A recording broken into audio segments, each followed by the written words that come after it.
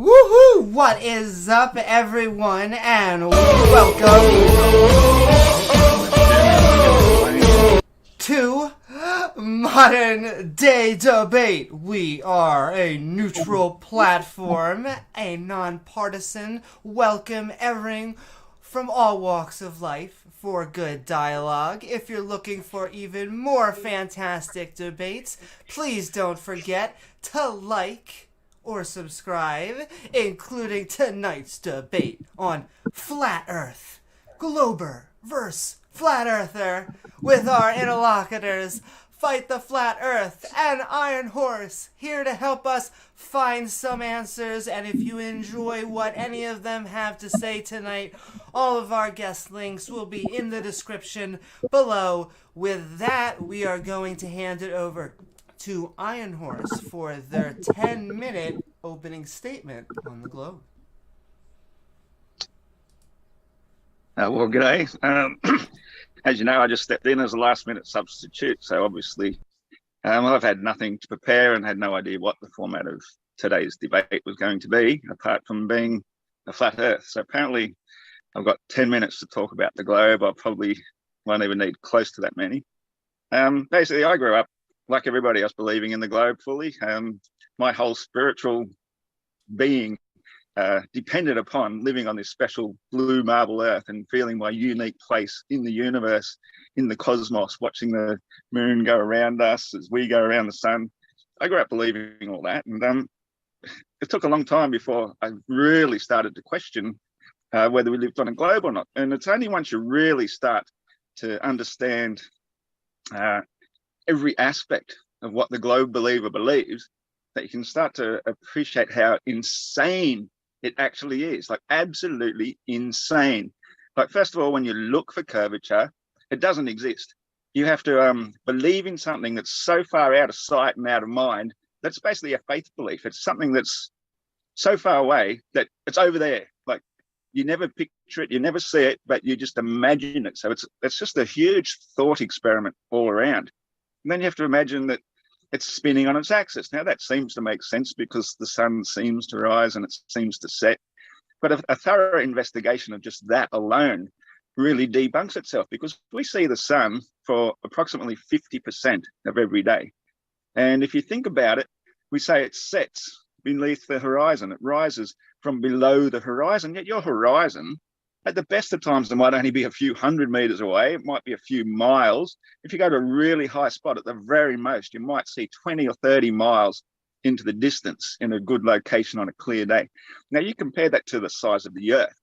If 50% of the Earth is lit at any one time by the sun, and the Earth is about 25,000 miles in circumference, then that means that the sun must be rising at least more than 6,000 miles away in one distance and setting at least 6,000 miles away in the other. So more than 12,000 miles of your Earth is lit at any one time. But you see the sun rise in the morning 4 or 5 miles away, and you see it setting 4 or 5 miles away. So how can you be seeing 50% of your day in sunlight through such a tiny window of opportunity? You know, the sun would be, by the time it sets, over 6,000 miles away, which means at least 4,000 miles of drop between you and the actual horizon where the sun is actually setting. So you can't see 50% of sunlight in a day. You'd be lucky to see 5%, 10% at the most. You get a couple of hours of daylight, the rest would be twilight. That's in your personal little window of perspective. So the whole sunrise and sunset thing that proves the globe is actually a complete furphy, but globers believe it because that's what they've been told. The sun sets because the Earth is spinning. I watched thousands of sunsets in my youth thinking, oh, I can feel the ball spinning away towards the east. You know, imagining in my head that that's really what's happening as I'm watching the sun itself actually sinking. Now, when you think of it in a flat Earth sense of scale of how things work, if the Earth is flat, the sun can be 6,000 miles away before the horizon rising up to that point begins to obscure it. And if you get a little bit higher, you can see the sun again. You get a little bit higher, you'll see the sun again and again and again. Now, if it's behind all this curvature drop of the Earth, going higher, you're actually on backwards on your globe. So seeing a sunset on a globe actually makes no sense, and it debunks itself. The flat Earth model describes it perfectly well, and it's the only logical way it could happen. So all these things that the globe presents as proofs are absolutely nonsense. Like I say, we're spinning at over 1,040 miles an hour on the equator, so it gets slightly less and less and less until you get to zero at the poles. But basically, everywhere where humans inhabit, it's still going a supersonic speed. It's faster than the speed of sound. So that means if we're hurtling through a vacuum of space, somehow having a pressurized atmosphere for reasons, like gravity, of course, gravity is the answer for just about everything. It's the prerequisite for the globe. For the atmosphere to sometimes appear perfectly still, that means as it gets higher and higher and higher, it's actually moving faster and faster and faster. Now, the simple law of Occam's razor says that the explanation with the least assumptions is more often than not the most correct one. So instead of assuming that this atmosphere is getting faster and faster and faster to appear to remain perfectly still on a nice calm day, also while we're hurtling around the sun at about 87 Mach, so that's 87 times the speed of sound. So the atmosphere knows which way we're going, whether it's going forwards or backwards relative to the ball. It knows exactly how to behave in order to remain perfectly still. Occam's razor says if something appears to be perfectly still, it's probably because it is perfectly still, not going these absolutely supersonic speeds plus exponentially increasing in speed to create that illusion. And it's the same as when we drop something towards a falling surface. If it's falling straight down, it's falling straight down. It's not as though it's moving faster sideways, exponentially faster than the rate it's dropping. It's only dropping at 9.8 meters per second. But the rate of sideways motion, just on the orbital rate of just the actual rotation speed alone, is something like about 30 miles per second, or is it kilometers? I think it's 30 kilometers per second. So it's falling 30 kilometers per second sideways, but 9.8 meters per second downwards. And the 9.8 meters per second downwards is the only measurement that we can ever detect. So everything about the globe literally debunks itself if you put all the pieces together and try to look at the big picture and say, hang on a sec, we observe things falling up and down. We don't observe any motion. We can't feel any motion. We sometimes see wind moving this way and that way, sometimes two different ways with clouds going two different directions at the same time. But they tell us that the atmosphere moves with us. So the atmosphere is doing all this, plus this and this. It's just absolutely insane. Everything about the globe ends up being insane. And the final nail in the coffin, of course, is water level. If you hold a globe in your hands, you've got Asia in this hand and you've got America in this hand, and you look at this globe, you have to seriously convince yourself. I don't know if you got my camera, I've got it on the tall, probably can't see. If you've got to convince yourself that looking at this globe, there's this huge mound of oceanic water in the Pacific Ocean between these two continents, which amounts to thousands of miles high bulge of water. Now, water don't do that. Water is always flat and level, and the land masses have to be above water level. That's how we universally measure land, is height above sea level. We never ever take into consideration curve for anything when it comes to do with the height of mountains, the height of anything. It's always above sea level. So the fact that 70% plus of the Earth is flat and level water means that we live on a stationary planar Earth. And the globe is probably the most insane thing that we indoctrinate our children with while their minds are still malleable and open to suggestion, and they'll believe all these things and grow up ridiculing, oh, look at these ships falling off the edge of a flat Earth. Ancient superstitious people used to believe that. But no, it's the ancient superstitious people who came to believe that just because they've gone far enough away from Polaris that it reaches a point along the convergence line, the convergence point, because everything as you get further away from it gets lower and lower. They believed they descended into the underworld. That's where their sun god went every winter solstice. The sun god vanished into the underworld. It stays there for 3 days and nights. And then 3 days after the winter solstice, what do they celebrate? The birth of the giver of life, the light, the Son of God. It's all sun worship, religious belief based on superstitions that they actually went into the underworld once they could no longer see Polaris. And that's how the globe was formed, that the equator is the point where you no longer see Polaris. So they believe now they're in the underworld. And that's why us Australians are living in the land down under, because of all these ancient superstitious beliefs, which have no basis in reality whatsoever. Just normal laws of convergence, perspective, and distance, because the Earth is really, really big, and the sun goes around above us exactly 24 hours a day. And that's another big thing that the globe fails on miserably, because we measure time with a fixed amount of time, a 24-hour clock. It's a mechanical clock. It's a fixed device. It does not adjust that 4 minutes per day, as they say, according to a sidereal day. The sidereal day is the speed of the stars going around above us. They move 4 minutes faster than the sun. And that's how we determine how long a year is. But the sun every day is 24 hours. And that's why without adjusting our clocks, it's always directly overhead at midday. If we didn't adjust our clock, if we were on a globe going around a center point, it's like having a bunch of clocks around a wall with a light in the middle, where that light is shining out towards every clock. That would be the daytime. So when you've got a clock down the bottom, midday is 12 pointing up. 6 months later, the clock at the top has got 6 pointing down, and that would be your midday in the middle of the night. So the globe is one of the most silliest things we've ever been indoctrinated with, and flat Earth is the best sense of sanity that you'll ever find. Thank you. Thank you so very much, Iron Horse, on your opening statement on the globe. And with that, we're going to hand it to Fight the Flat Earth for his 5-minute rebuttal. First of all, I apologize, guys. I've got a pretty bad cold, so if I sound a bit stuffed up, that's because I've got a cold. Honestly, a lot of that doesn't need debunking because it's just, a lot of it you were just saying, well, it doesn't make sense. It's ridiculous. That is what's called an argument from incredulity. It really doesn't matter if you think it's ridiculous and you think it doesn't make sense, because it all makes sense. Mathematically, it all works perfectly. Your claim that we should only see a certain amount of sunlight on a globe is completely false. Half of the globe is facing the sun, so we have half of the world lit up. Now, that actually comes as an issue for the flat Earth. So let me just switch this over. So this is a flat Earth. Now, obviously, half of the world is lit up at one time. We know that's the case. If the Earth is flat, then the sun is going around on top of the flat Earth. So if we look at this, and this matches reality, what we see with half of the world lit up and half of it in darkness, this doesn't make sense on the flat Earth, because if you look at where the sun is and compare it straight up to the equator, that's, a certain distance. But then if you look at the sun and then compare it to the outside of the disk, that is a much further distance for the light to have to travel. Yet it's the same light. So for this to make sense on a flat Earth, light has to be magic, because it has to randomly stop for absolutely no reason. This makes 100% sense on a globe, because half of it is facing the sun. That's what you expect. Big light source one side, half of the globe to be lit up.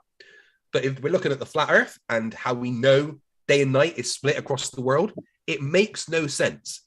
The light will have to travel different distances for absolutely no reason. It would have to stop at an arbitrary distance, yet on another portion go further. So nothing about the flat Earth and the sun makes sense. Okay, so there's that. You said something about, let me just bring this back up. You said something about the atmosphere knowing which way to go. Now, see, the atmosphere to the Earth by gravity. Gravity pulls down towards the center of Earth. The atmosphere is pulled towards the center, in there with Earth, traveling with Earth, rotating with Earth. It comes from Earth. It has that momentum. With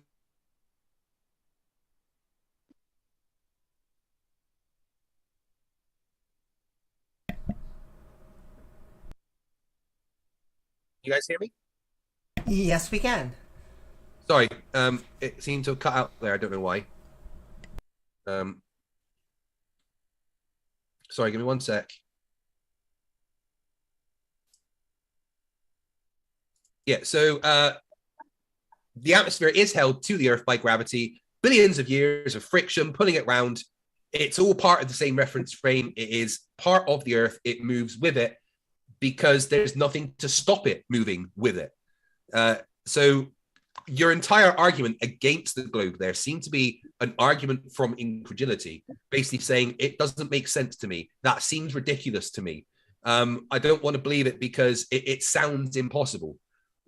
that's kind of your problem, really. It all makes sense. If you do the maths, if you do the physics, there is nothing about the globe that is impossible. Gravity is a real thing. Gravity is empirically measured, and it's a fundamental part of the universe that we can show is a very, very real thing through experimentation and actual science. So I think that's my rebuttal to everything that Flat Earth Aussie Jesus said. And just before I finish, I do want to say thank you to Flat Earth Aussie Jesus for jumping in, because Howard was too scared to actually debate me. So thank you for that, Flat Earth Aussie Jesus. I do appreciate it. And I do want to thank both of our interlocutors for being here. And with that, I'm going to hand it over to both gentlemen. They can have 5-10 minutes of open dialogue about the topic. Okay. So what do you say about the sun, Ross, Iron Horse, Jesus, whatever you want me to call you? Okay, well, I obviously misunderstood the format, because I thought we'd agreed that you were going to do a 10-minute opening statement as well, but you sort of basically just jumped straight into a rebuttal of my opening statement. And if I will say, it almost kind of flips. So in a second, he's going to give kind of 10 minutes, and then you'll have a rebuttal, and then it'll go back into open conversation. Yeah. Okay. Oh, that's fine. Yeah, I just misunderstood, I guess. So yeah, so what you've said, what you've said about the sun, then, okay, that's assuming that you even know what the sun is and you even understand the flat Earth model. Now, we've done a lot of investigation over the previous few years. Yes, Craig, can you kindly not interrupt when I'm speaking? I know that's your favourite go-to method of debating, is to speak over me. But if you could just let me finish what I was just confused when you said flat Earth model. Craig, and then you can have your turn. Okay, is it that hard for you to do? No, sorry, I was just confused. Like I said, I was just confused when you said flat Earth model. Well, let me speak, and we'll get on with it. Jesus.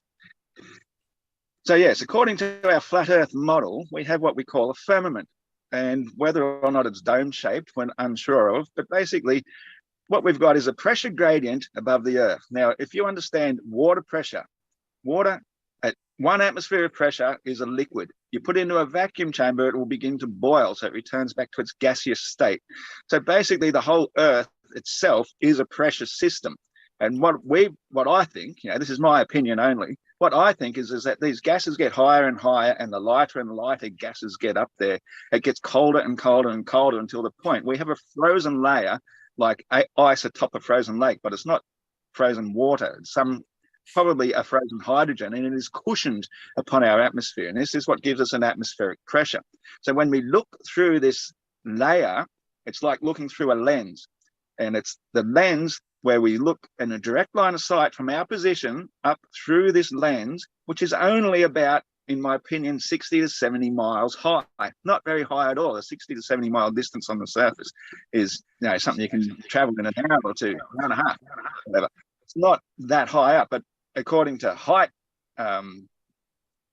perspective, it is extremely high. And so what's happening is that this energy source of the sun strikes through in our direct line of sight and creates a hot spot apparition in the firmament.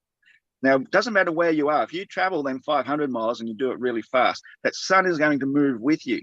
So wherever you're looking at it, the sun isn't really in an actual location. It is in a subjective location, subjective to the viewer. So it's a personal apparition. No matter where you are, it moves with you. So the sun can be in multiple places at any given time, because it's not really in a place at all.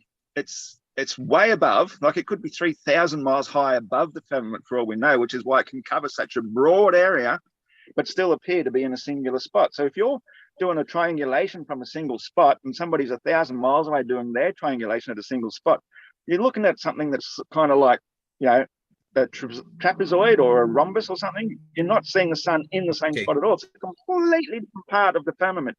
And so what you think is the sun isn't the sun. So it can cover a much broader area than what seems logical, because you're just believing in a very simplistic globe model with one sun in one position. Okay, that's lovely. What evidence do you have to support those claims?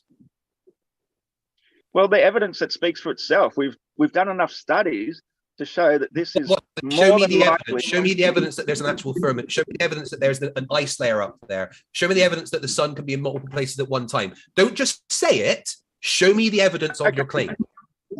Well, Craig, you actually did show us, because you used the flat Earth model and you showed us how far the light is distributed according to that model. So that if you then see the sun as being in 50, 100 different positions or a billion different positions all at once around that particular area, and it's electrostimulating the noble gases to glow into daylight. So sunlight and daylight are two completely different things. You know, and so your example that you used for the flat Earth model is evidence of that.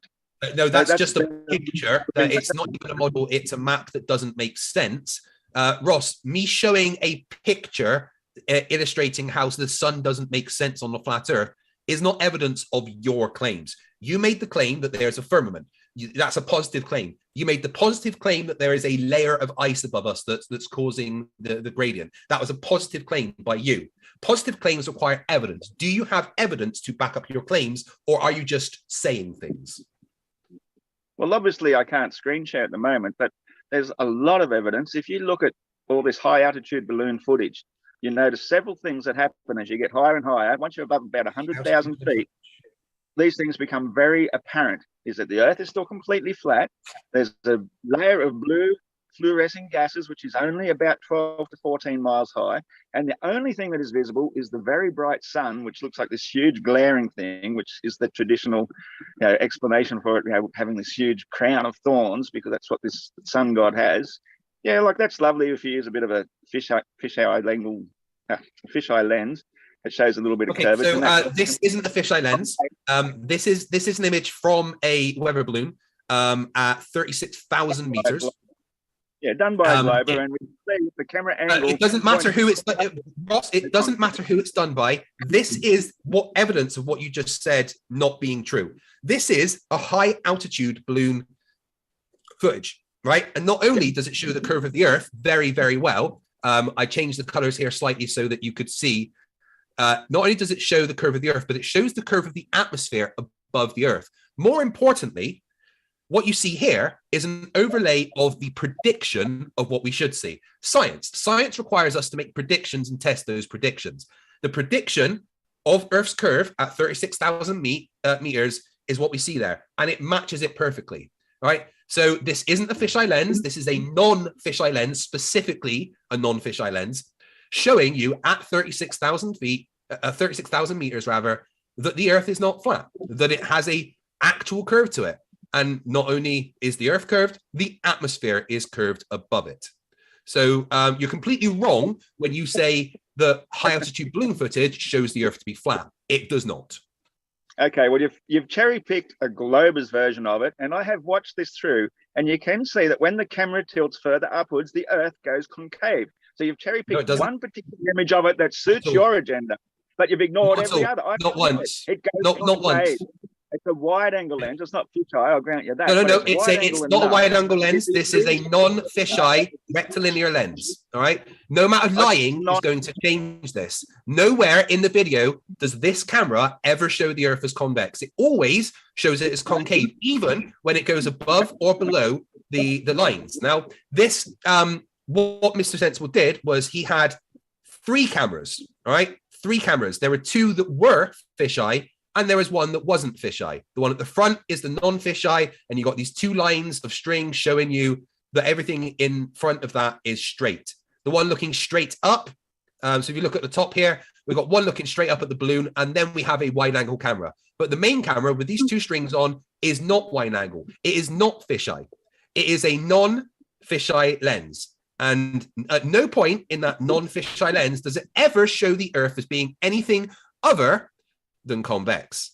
The entire way through, the entire thing is available on Mr. Sensible's channel. But more importantly, it matches the predictions of the globe. So if you say that high altitude footage shows the Earth to be flat, you are telling a lie. And anyway, you're diverging from my argument, which was coming to the point that we're talking about a firmament. So you're going off on a tangent. Yeah, where's the firmament? Single lens trying to show curvature. I'm just talking about the firmament here at the moment. Now, we know for a fact that light from a very high position will appear to curve because of the intensity of light. The firmament is where you'll see the sun. Now, you find an image where you can see the sun. Where's the firmament? Sorry, but this is 36,000 meters up. Where is the firmament in this picture? About 1 minute. There's no light above that blue hazy section. The blue hazy section that's called the atmosphere. Yes, that's correct. Yeah, the atmosphere isn't the firmament, it's the atmosphere. Are you claiming this balloon went through the firmament? You can see a straight blue line at the top of the blue. That is what I call firmament. Not straight, that's curved. 15 miles high. And the other curved. It's curved, not straight. 70 miles high, and that is where you see the hotspot apparition of the sun. But because there's no noble gases up there to light it, it's all black. Everything is dark. All you see is the sun. There are no stars. Where are the stars? I'm sorry, but once again, you've said there's a firmament there. Could you please point out to me in this picture from 36,000 meters specifically where the firmament is? And Iron Horse, when you're done your answer, that will be the end of that, because we're going to give it back to a 10-minute new opening statement for Fight the Flat Earth. But the last word on that is yours. Yeah, so where you see the sun, that is where the firmament is. Now, because there's nothing there to create light, as opposed to, say, when you're underwater, under an ice layer in a frozen lake, the water itself will create light, and so you can actually see the ice. But in this case like this, the light stops at firmament B, the blue light going into black, and then it's blackness all the way up to the firmament. So where you're seeing the hotspot apparition of the sun, that is where the firmament is. But there's nothing else to show light, so it's dark.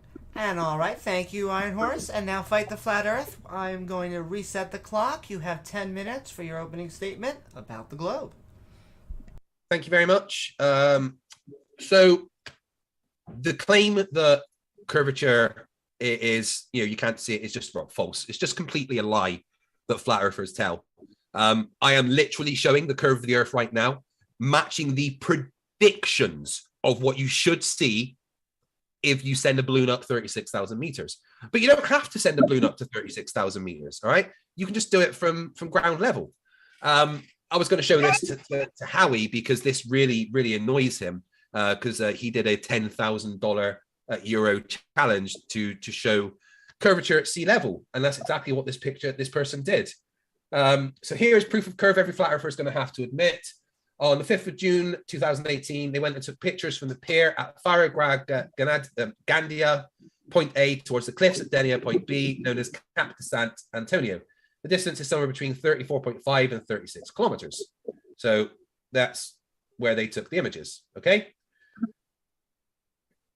I took shots from 2 points about 40 meters apart laterally, one small staircase leading down to the water, somewhere between 5 and 1 meter from water level. On the top of the stairs next to a small lighthouse on the point, the altimeter says 3.6 meters. I'm sure it's not correct. I measured the structure to be between 6 and 8 meters. So here's the two the points where they captured 1 meter vantage point on the left there and like 8 meter vantage point on the right there. Okay. Air was not humid. Visibility was relatively clear. The sea was extremely and unusually calm. Reproducing the results will depend on those conditions being similar. So it talks about the camera that was used, the zoom level that was used, the lens that was used. So anyone can go and try and recreate themselves. And here was the predictions, part of science, very important part of science. You make a prediction and then you test it. So these are the predictions of what they would have seen. And then they took the photos. So you can see there, the top from 1 meter and from 8 meters. So if we show the entire pictures, the photo from 1 meter shows only a little bit of this mountain.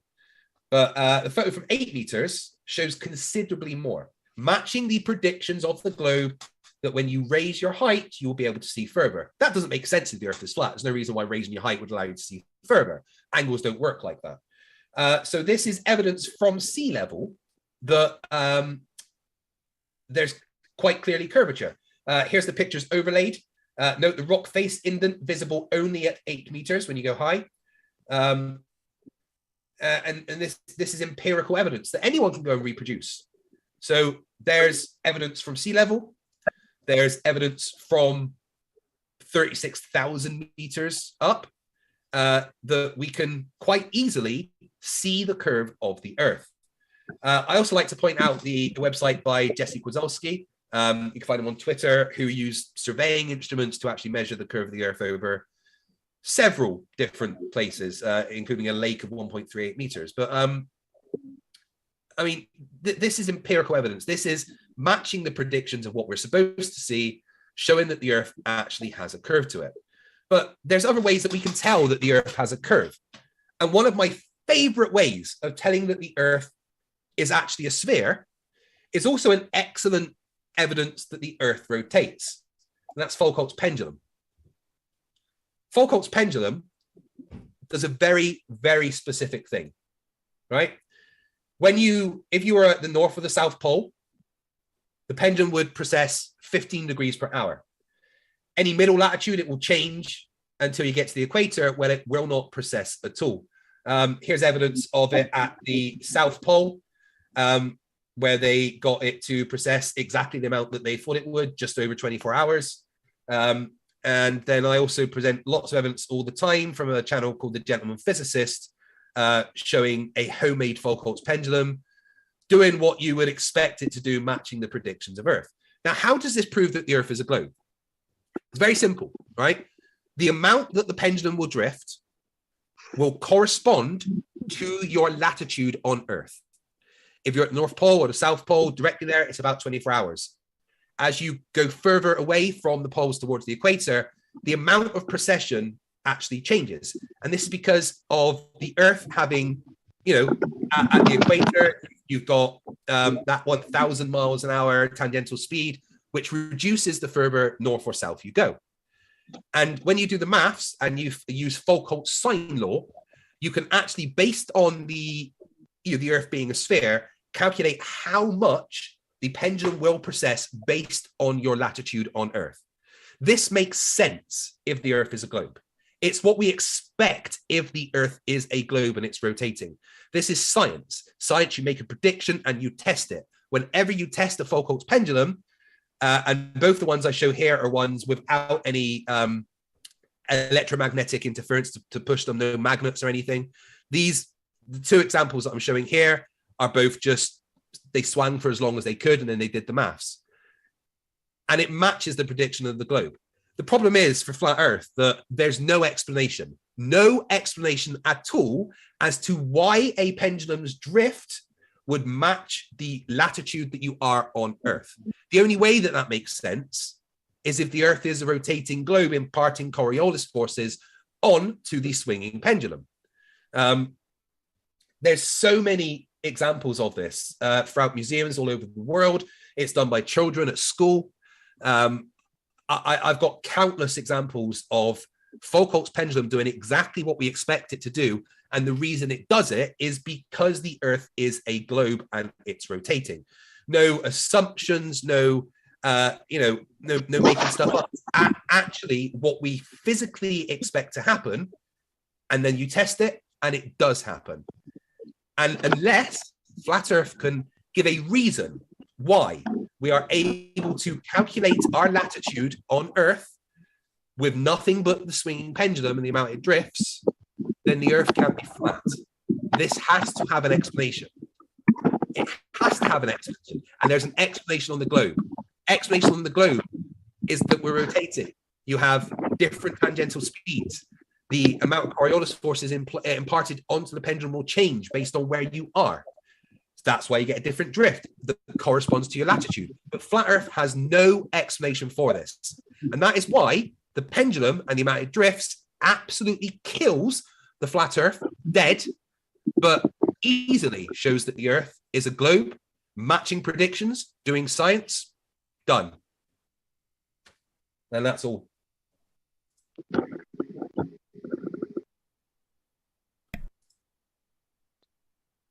We can't hear you, Amy.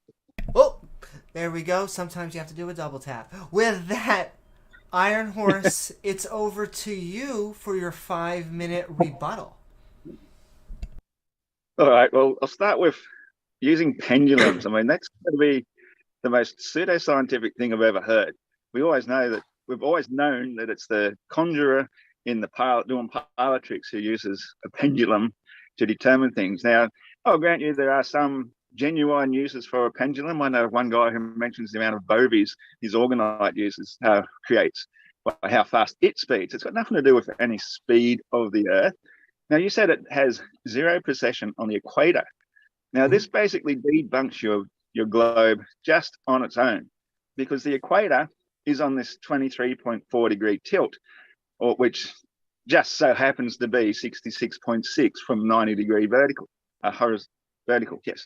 So that 23.4 degree tilt of the equator is constantly at a tilt. So as it moves around the sun, the one part that's going to be facing the sun, there's going to be somewhere on the equator, technically, that every day for it will be an equinox. But that tilt then is going to be slightly different every day. So if you've got a pendulum on the equator, it's never going to be showing the exact same precession as it did the day before. So if you're showing no amount of difference, it basically debunks itself. And the fact is, they say that by the time you get to the poles, it's got 0 miles per hour of rotation. So the pendulum shouldn't really diverge whatsoever. Yeah, I really don't understand that one. Can you just remind me what your first point was? Oh, hang on. It's all right. It's coming back to me. You're talking about that mountain you could see in the distance and wondering why some of it was hidden as you got down lower. Now, in reality, we have this thing, it's called perspective, and the laws of perspective have this thing called convergence. Now, you could have a million parallel lines, doesn't matter, 50, 100, 5 billion, however many parallel lines you like. As you move up and down these parallel lines, your line of sight is always only ever going to have the one at your eyes perfectly horizontal. It's the only flat one. Every other line either side of it will be either converging upwards if it's beneath it, or downwards if it's above you. So all these lines of convergence will make a convergence point. So the lower you are, the sooner those lines will reach a convergence point at the horizontal, at your line of sight. So of course, the higher you get, the further you can see, and that proves the Earth is flat. It proves it's not curvature, because if there was curvature in the way blocking the bottom of that mountain, you would see that curvature. It's not there. It just magically vanishes because you've gotten up higher. That's one of the biggest debunks of curvature, because if it was true curvature, like for example, we have a mountain, a mound of dirt. If somebody goes and hides behind that mound of dirt and you're way back, say a few miles away, just getting up higher is not going to bring them into view. That's a real example of curvature. You need to go forwards and over the curvature to see what is hidden by it. But if you're just going up on a globe, that is showing, up is away from the center. So technically going up is going backwards, away. You're not going to see more over it. You need to go forwards and over it to see over actual curvature. So your example actually proved it's flat, and it proves how the laws of perspective and convergence work, that the ground beneath you will ramp up and create a convergence point, which you can't see through because it's solid stuff, but you can see through the air.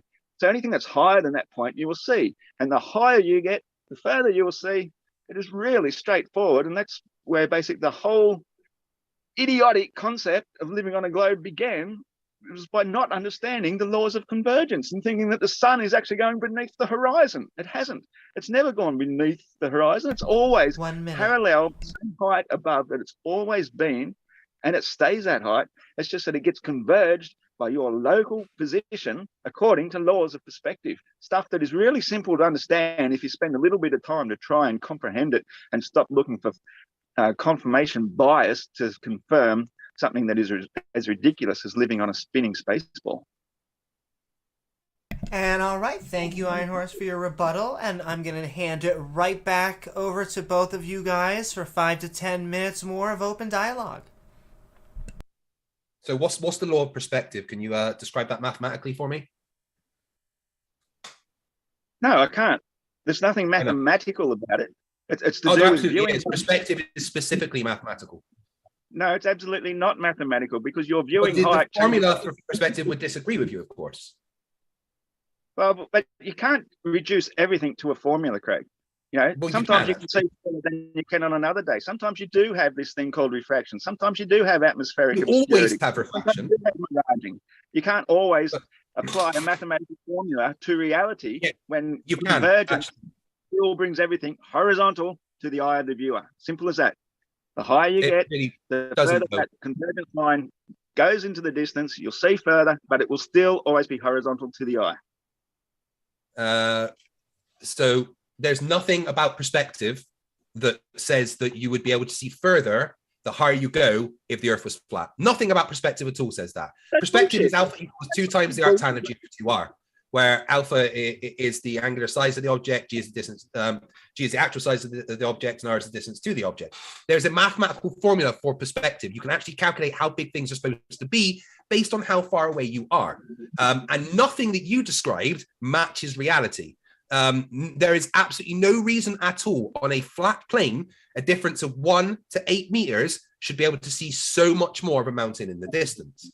No, that's not. They're completely wrong. The curve. Hold on, I haven't finished. The curve has it. You're just seeing more of it. Hold on. I haven't finished. The curve that you say we should see is the fact there's a horizon. That is the effect of the curve, right? The fact that there is a horizon is because there's a curve to the Earth. And if the Earth is spherical, the higher up you go, the more of something you should be able to see. There is no reason that happens if the Earth is flat. None at all. Absolutely none. You can lie about convergence and stuff as much as you want. It doesn't make it real. Nothing you said matches reality. You have no evidence for what you say. You are just saying things.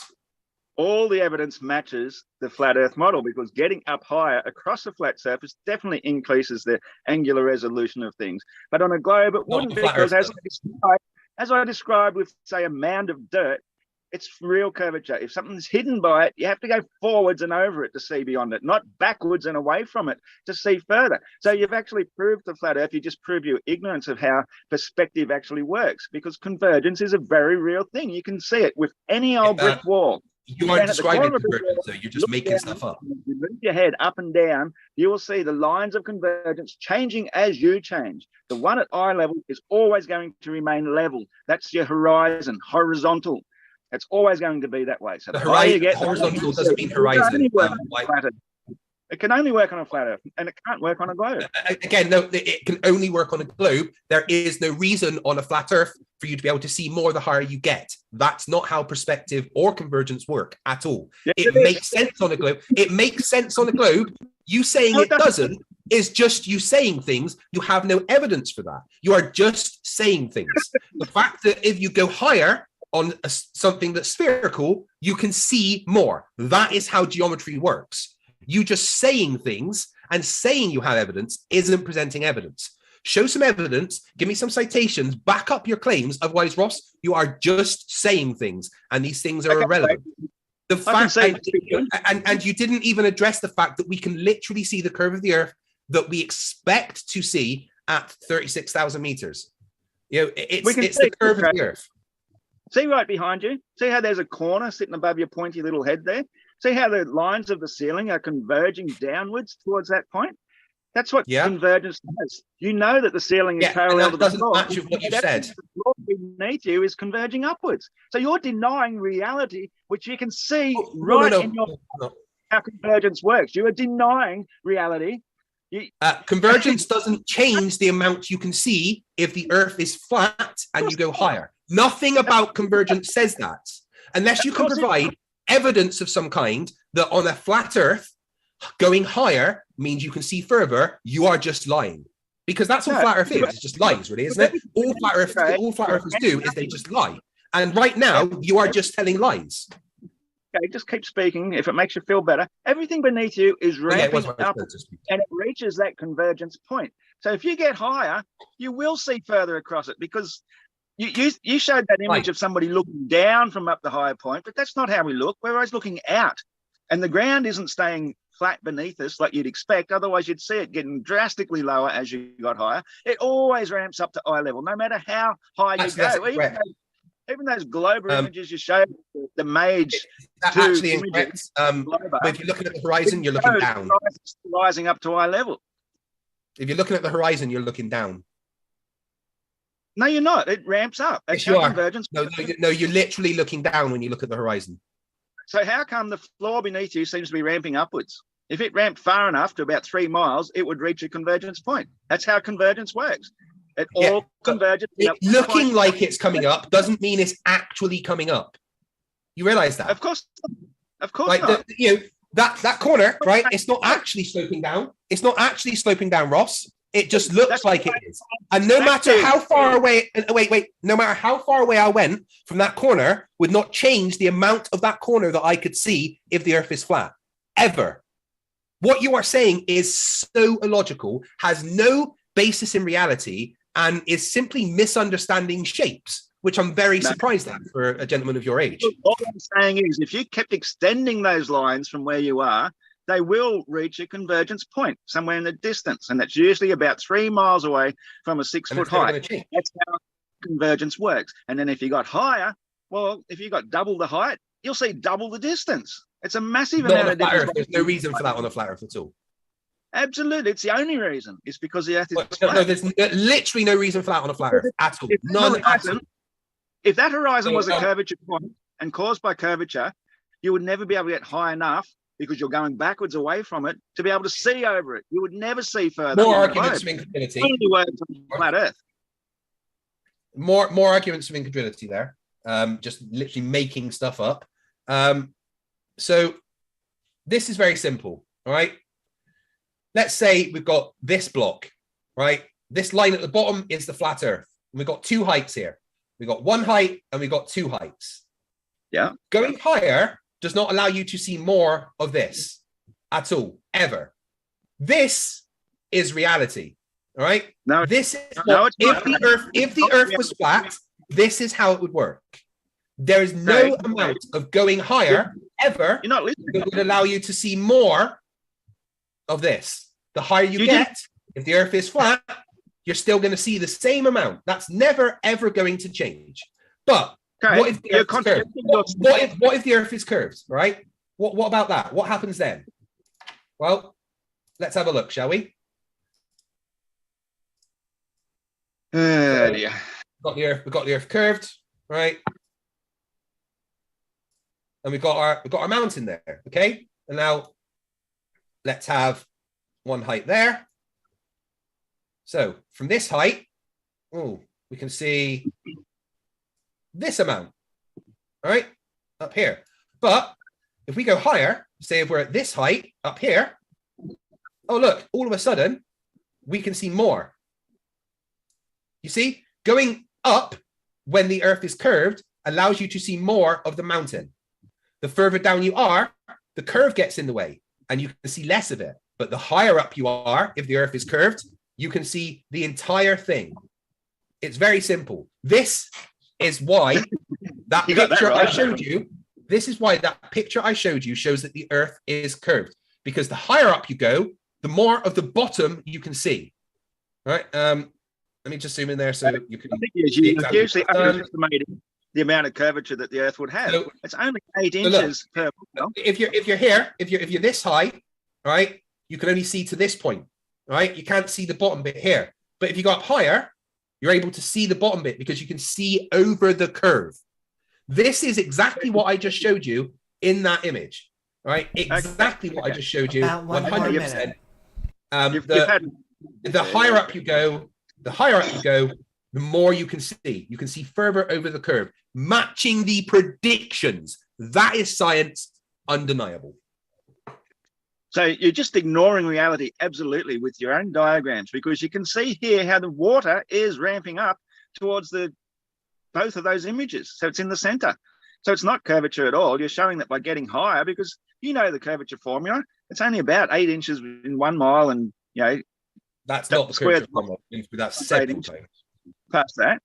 It's but there's no way the horizon. You see the horizon, that's the effect of the curve. That's what you're seeing. And like I've just shown you, with the paint, the higher up you go, if the Earth is curved, you can see more of it, matching the prediction of a curved Earth. Well, you had your say. Undeniable. You had your say. You showed an image where by getting up higher, you're showing the floor staying down, whereas we know that the floor ramps up to eye level. So when you get higher, that convergence point is still going to be eye level, but you keep putting it way down beneath your feet. So you're showing you've got no understanding of perspective whatever, and so you're using that then for your confirmation bias once again to think that it's curvature when it's clearly not curvature, because the curve does not just magically vanish into thin air just because you got higher. And so, Fight the Flat Earth, I'm going to let you have a final statement, but when you're done on that, we're actually going to switch topics to space. Okay. So, yeah, I literally just showed you how you were wrong. I literally just showed you with a diagram in real time how you are wrong. On the flat Earth, there's no reason for you to be able to see more of the bottom. On the curved Earth, the higher you go, you can see more. Matching predictions. I literally showed you the predictions, and then I showed you the picture. You just going, nuh-uh, is irrelevant. It doesn't change the fact that reality actually disagrees with you. And so, Iron Horse, I am going to give the ball back to you, but you actually have 5 minutes of opening. We're talking now about space in general. But the floor is back to you. I'll just real quickly mention. Thank you, Amy. I will just quickly mention, though, that you talking about a distance difference of only about 6 or 7 meters. That's a difference in height. So you are not going to see over that much curvature in such a short amount of height. Your diagram, the evidence of that, you're just saying things. 60 or 70 miles high. So yeah.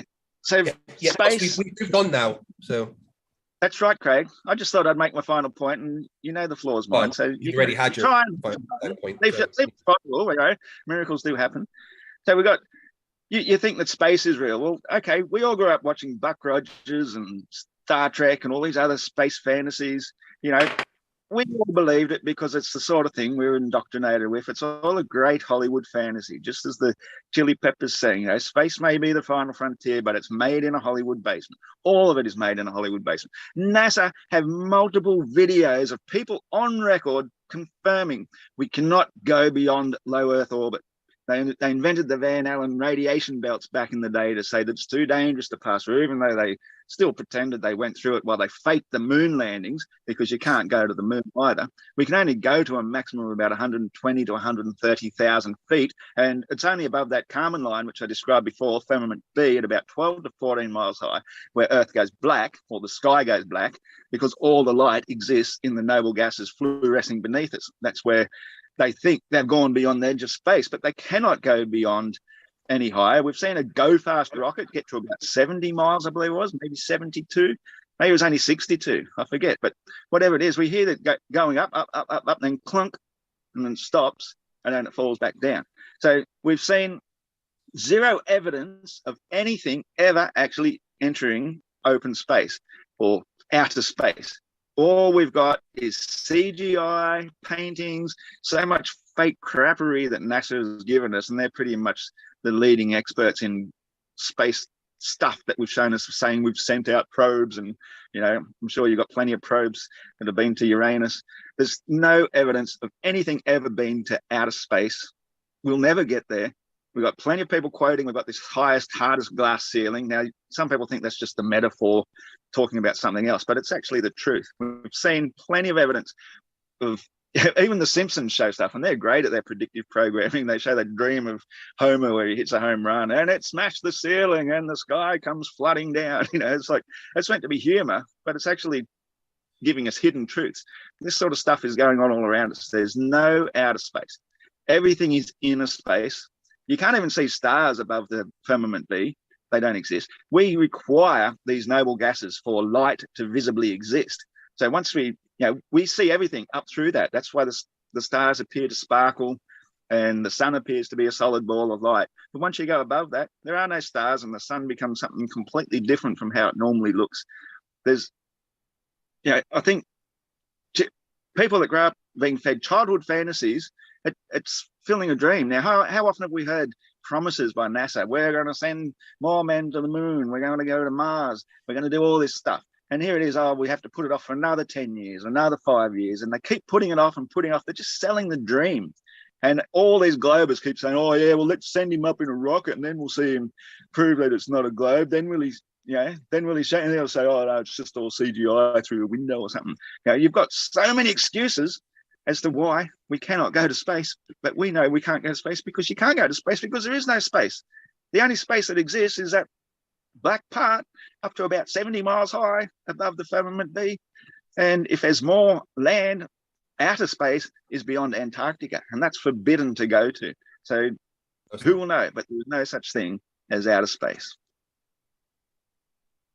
Woohoo! Thank you so very much, Iron. And with that, I'm going to hand it over to you, Fight the Flat Earth, for your 5-minute rebuttal.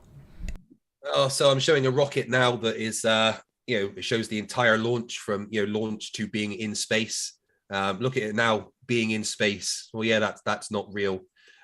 Space is simply an area of extremely low pressure. We know that exists. In fact, I've already shown you today that exists. Here is once again Mr. Sensible's MAGE project. And this is the barometric pressure reading as it goes up. And as you can see, the higher it gets, the lower that the pressure gets until you're practically zero, which is space. That's what space is. Space is an extremely low pressure area. Once again, here is a rocket flying in space. You can say it's fake all you like, but that's just telling lies once again.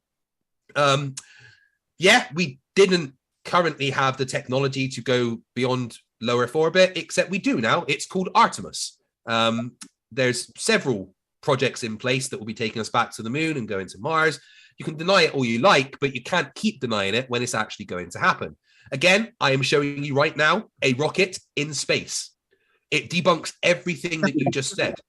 That's it. Rocket in space. Done. Space is real. We can measure the pressure when we go up there. Here it is once again. We actually measured the pressure when Mr. Sensible did. Space is an extremely low area of pressure, and that's it. You can see it's a low area of pressure because as this rocket goes up, that plume behind it, if I go back a bit, right? So here we are, just it gets above the clouds, and you can see the exhaust is it's slightly contained there. But as it gets higher and higher and goes to areas of lower and lower pressure, as I speed up there, you can see that plume of exhaust expands more and more and more because the pressure gets lower and lower and lower, which is what space is. You can deny that the moon landing happened, but doesn't change the fact that it actually happened. We, literally went to the moon. To deny space is just denying reality. You mentioned about the GoPro rocket that goes up and then stops. That is called a yo-yo de-spin maneuver and is designed to stop a rocket spinning so that it can be more stable in the air. And that GoPro rocket that you talk about, the actual creator of that saw the claims about it hitting the firmament and actually showed in a video the yo-yo de-spin mechanism that was attached to that GoPro rocket. That GoPro rocket also didn't get anywhere near as high as, say, Mr. Sensible's MAGE did. It didn't get anywhere near as high as Mr. Sensible's MAGE. Yet apparently it hit a firmament, which is strange because Mr. Sensible's MAGE went higher than that GoPro rocket and didn't hit or see any firmament. And once again, match the predictions of what we see. Space is real. I've just showed you that space is real. Denial is also a river in Egypt. You got to be kidding me, mate. And with that, guys, I'm actually handing it back over to both of you for another 10 minutes of open dialogue. And I will say, guys, keep on sending those questions and super chats because after the next rounds of dialogue, we are moving into the Q&A. But gentlemen, the floor is yours once again. Craig, you just admitted that the MAGE went to 35 or 36 kilometers. And yet we're talking about the Go Fast rocket. It's not a GoPro rocket. It's Go Fast. At least get the name right. And it went to about 70 miles. That's more than double as high as your MAGE. That one you're talking about most certainly didn't. It actually went convex as well. You quickly showed that image and then quickly took it off, but you showed the horizon was convex. Sorry, where did I show it being convex? What did I show being convex? That last image of the MAGE that you showed, you could see the horizon was clearly convex. Yes, you did. Not because you're just lying. You're literally just lying. So let's put it up and you can show me exactly where. Oh, this one behind him now. Yeah, because that is from the wide angle lens. Like I said, this probe had 3 cameras on. Oh, yeah, two of them were wide angle. 2 of them. Wait, I'm talking. I saw it.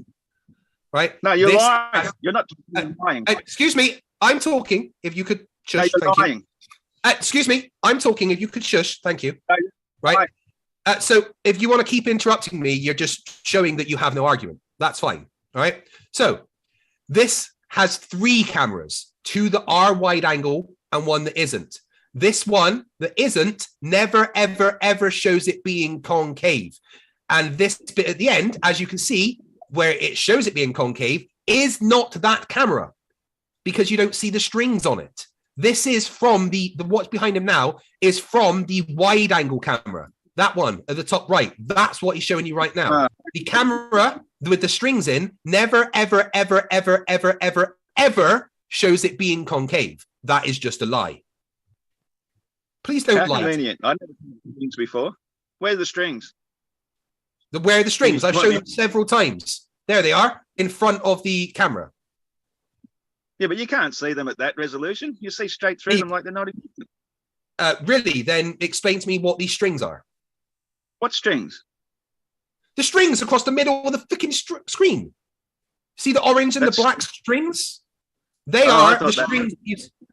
Right. Look at once again at the probe that was sent up. You've got an orange string and a black string, right? In front of the non-fisheye lens. And when you there you go, the orange and the black strings in the non-fisheye lens. So any image that does not have these strings in,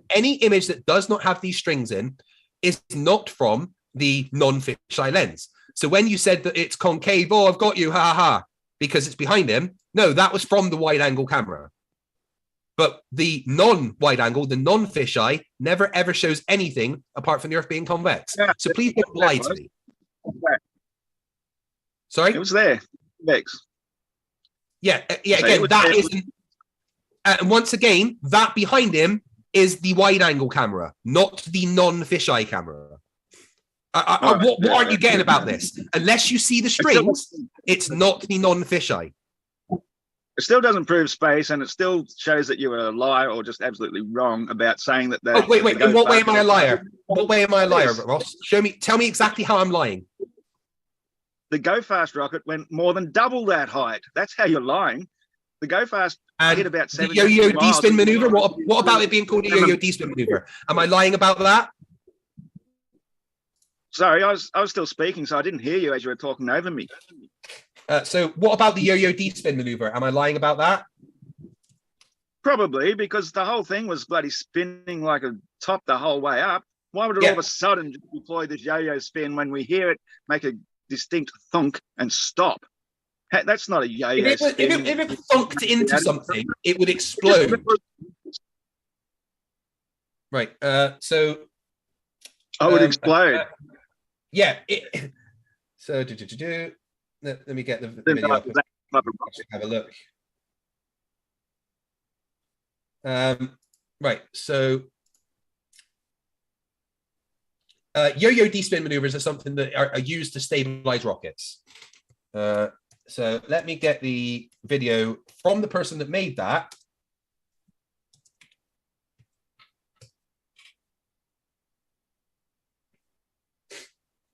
Right. So keep on stretching. What other points did you actually make?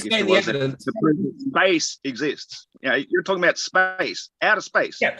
Space clearly exists. You showed a rocket going really high, and then you showed it bending over, and you showed a little bit of fisheye lens activity behind it. But that doesn't prove space. Of course, once you go above firmament B, which is 12 to 14 miles high, of course the gases are going to dissipate because there's no air up there. So that could only be. Why is there no air up there because of gravity, right? That could only be 20 miles high for all we know.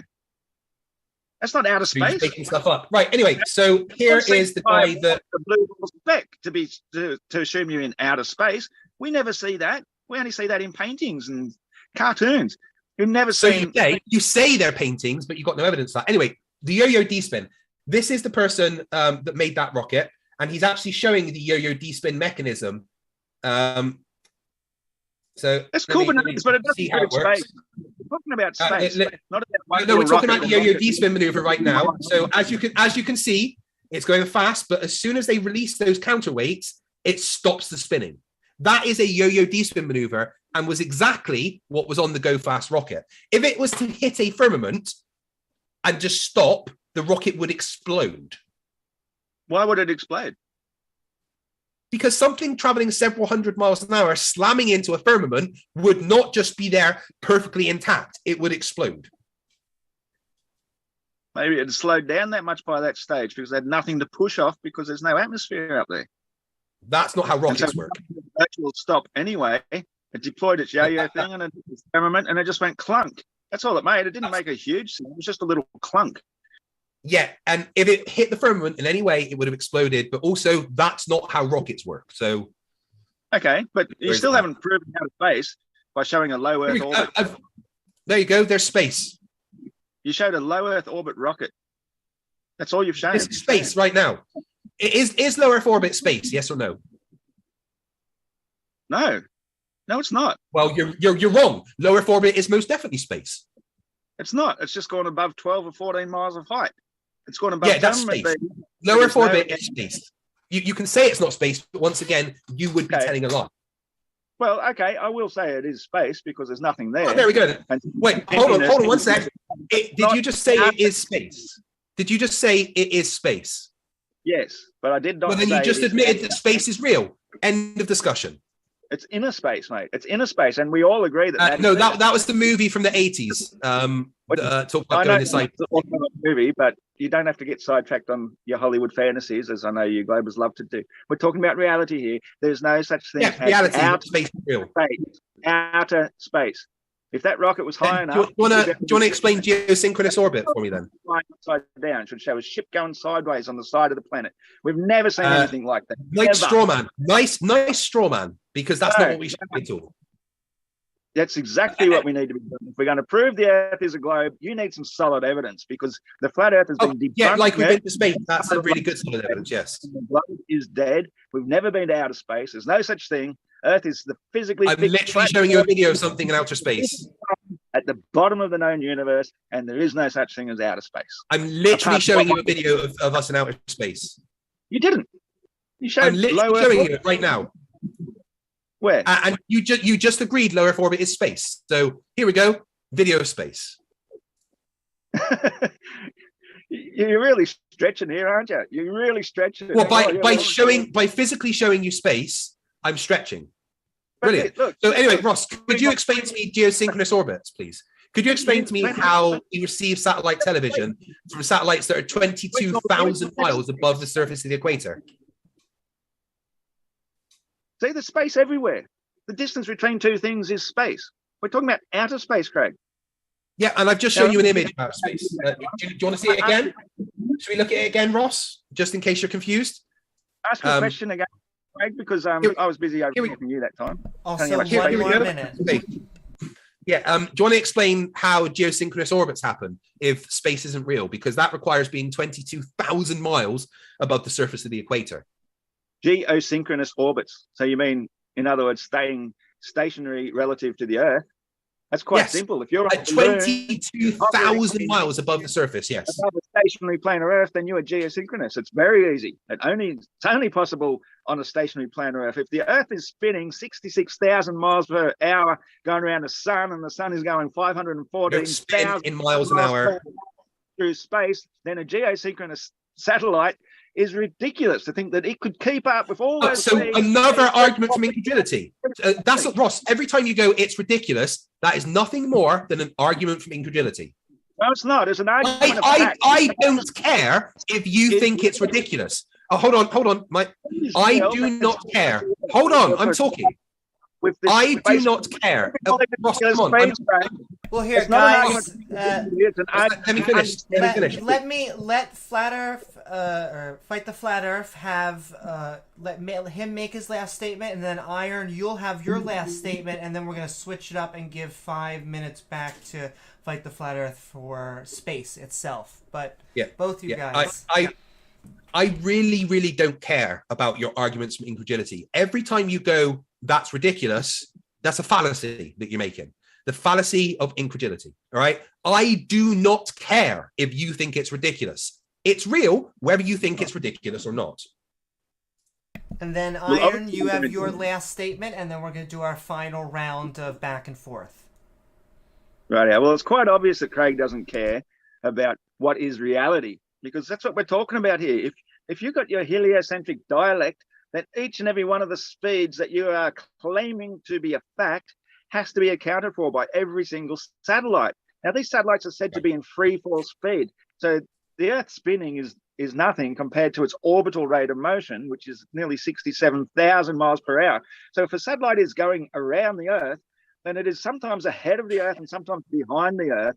And so that means at free fall speed alone, it has to be accelerating and then getting around the front and then putting on the brakes to come back around again. And you've also then got the fact that you claim the sun is moving 514,000 miles per hour. That's over 500,000 miles per hour, another direction through the galaxy. And something in free fall is just going to cling to the Earth from thousands of miles away as though it's geosynchronous. That is the most absurd belief possible. And it's so another argument for hovering above the atmosphere, above a stationary planet Earth, then it becomes possible.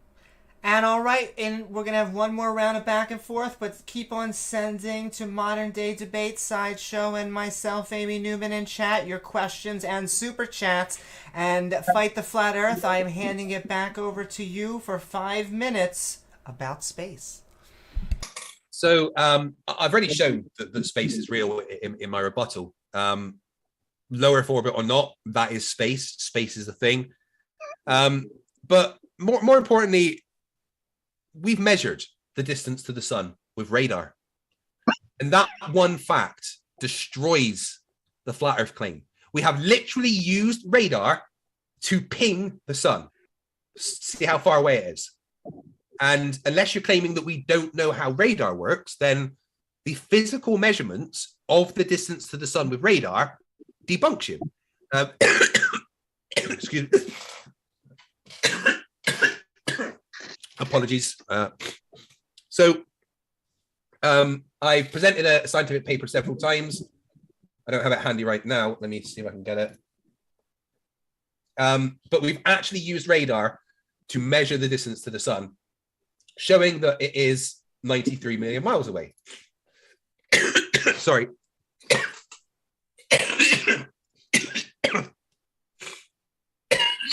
I apologize. Oh. I'm just trying to get the paper. I can't find the paper right now, but I sent it to a flat earther recently, but we've literally used radar to ping the distance to the sun, showing that it's 93 million miles away. We know how radar works. Radar is vital to a lot of the operations for ships and everything. We know how radar works, and we used radar to physically measure the distance to other planets in our solar system and the sun.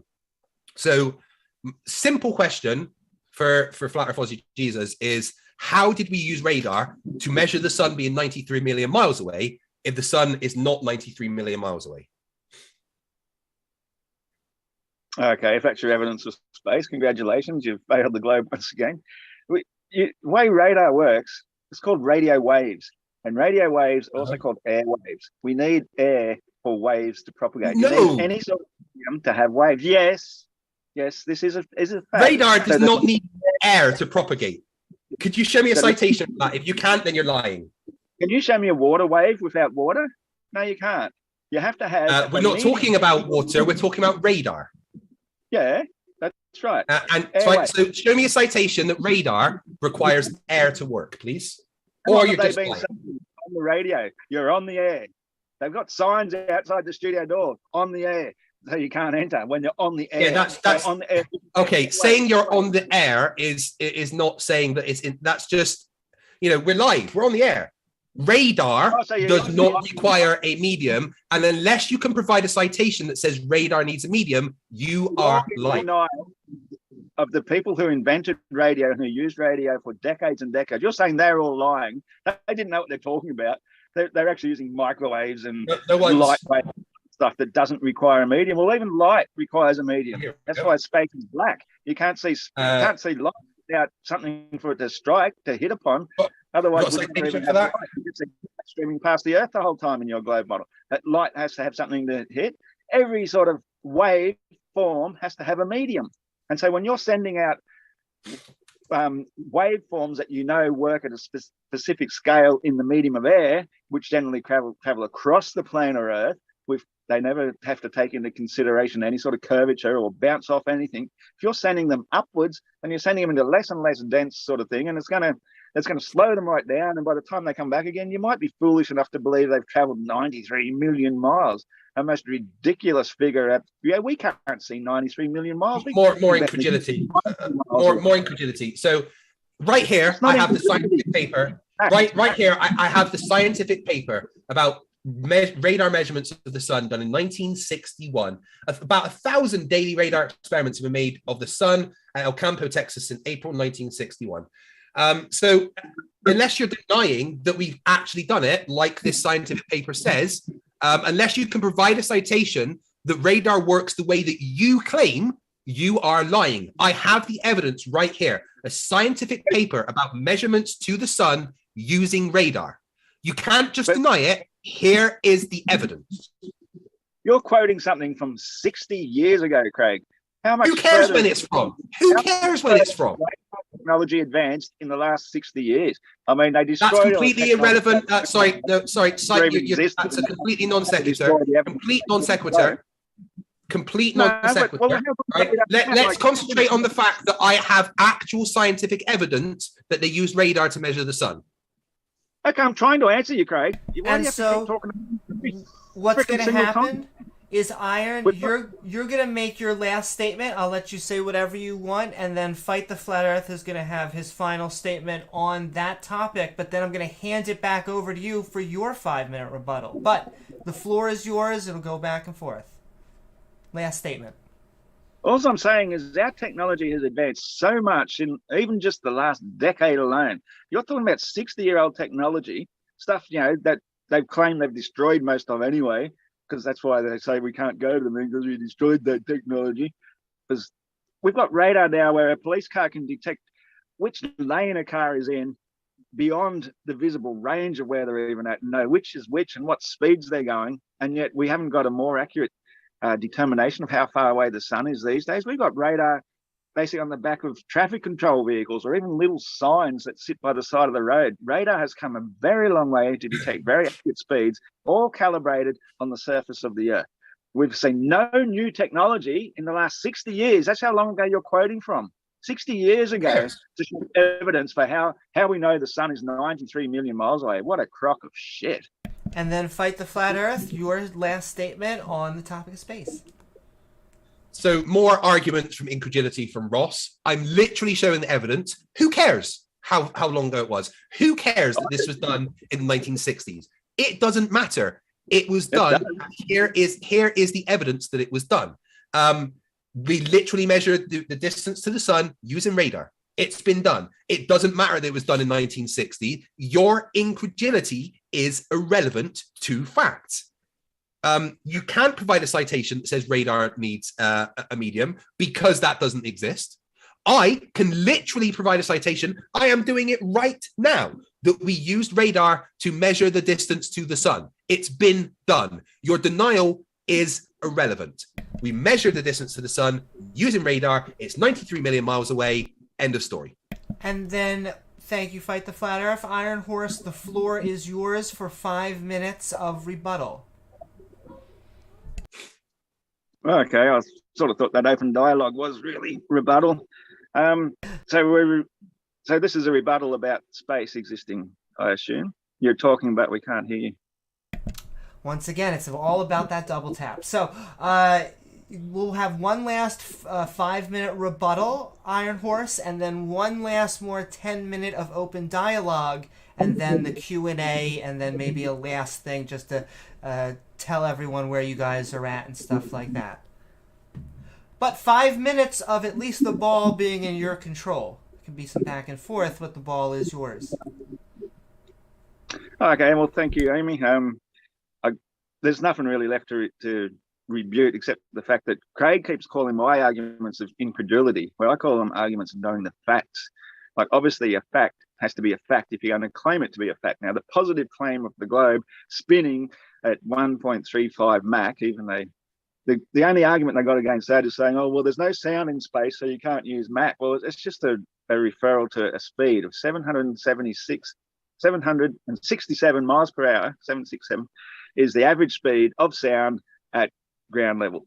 So if we talk about a Mach speed, that's 1 Mach. So when we talk about Mach 1.35, that's all we're talking about. We're not saying sound itself is necessarily relevant to be able to use Mach speed. It's a way of trying to narrow down these massive speeds into something comprehensible to the human mind. Because if I say 66,600 miles per hour, most people will go, yeah, well, whatever. But if I say that that's 87 Mach, that actually means something. That means you're going 87 times the speed of sound. That's our orbital rate through space that we're assuming that everything we send out to space must be keeping up with as well. We're not just leaving them in our space dust. We send out radio waves that we're shooting away at 87 times the speed of sound, and we expect to get a reasonable reading back from a radio wave that we've sent out thousands of miles away by the time it reaches back to us, and we can say it's gone 93 million miles. Now, yes, they'll say it's going at the speed of light. I don't even know what the speed of light is off the top of my head, because as far as I'm concerned, light doesn't even have a speed. Light is just instantaneous. It's either there or it isn't.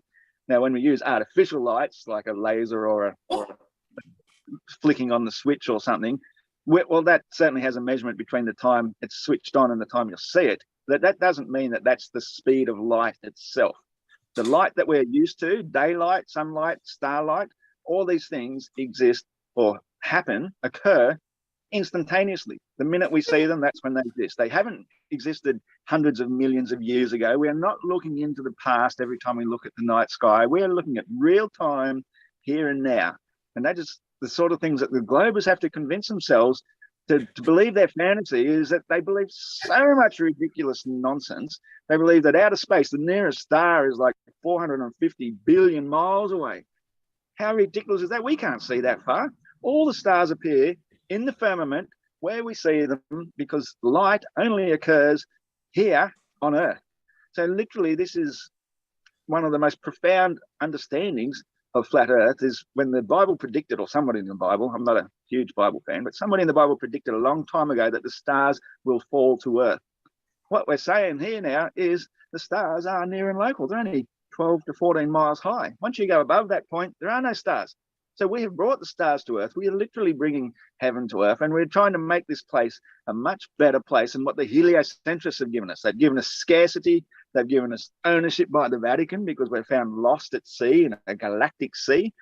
So when you're found lost at sea, whoever finds you or your property, they take possession of it. They own it. So when they have you believing you live in a galactic sea, they've basically found you lost in space, and they've put your mind lost in space, and they've taken ownership of you. So you are their property.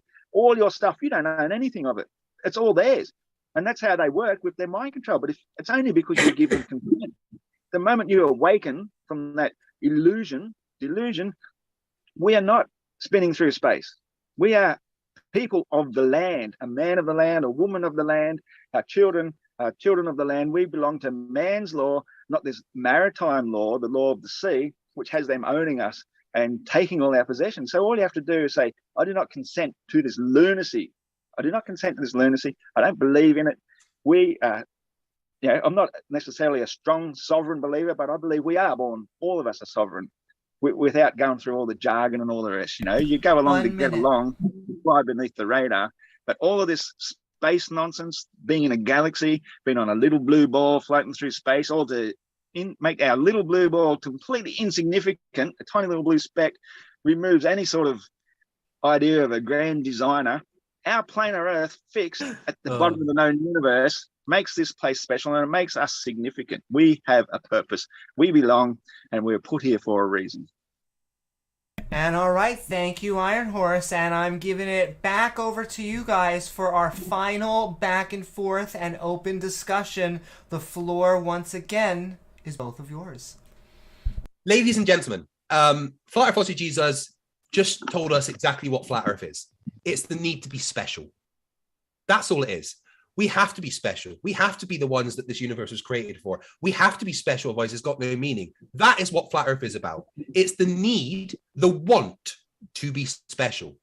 Everything you said there, Ross, in fact, everything that you've said today, every single thing is just an argument from incredulity with zero evidence behind it. What you just said about light is frankly one of the dumbest things that I've ever heard in my life. How the hell can light just be there? That's not how the universe works. We can measure the speed of light. We know that light travels. You just saying it doesn't change the fact that it does. Do you have any scientific evidence to back up your claim that light is just there instantaneously? Absolutely, I do. Because you flick on a light switch, it comes on, doesn't it? The gases inside a fluorescent bulb, while they might need a little bit of a kickstarter, once they fluoresce, the light is there.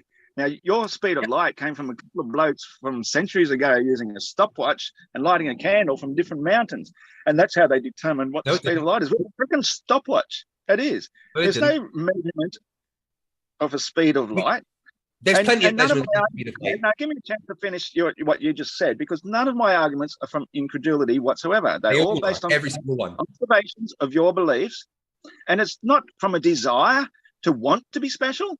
It's from a realization that eventually you have to come to the conclusion that this Earth is unique. It's the only physical plane in existence, which makes it unique. It's not because we want it to be. It's because you want it to be special. Yeah.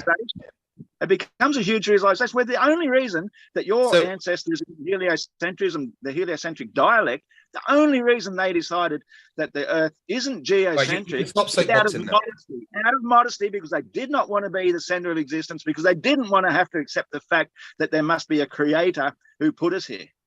Cool. So you can stop soapboxing now. Again, your need to be special is irrelevant. When you turn on light, that light comes from the light bulb to your eyes at 180,000 miles per second. We have measured the speed of light. To say we haven't, again, is just denial. It's measured. It's done. 180,000 miles per second, or about 300,000 kilometers a second. That is the speed of light. Nothing is just there instantaneously. That is not how the universe works. Light, like everything else, has to travel to us.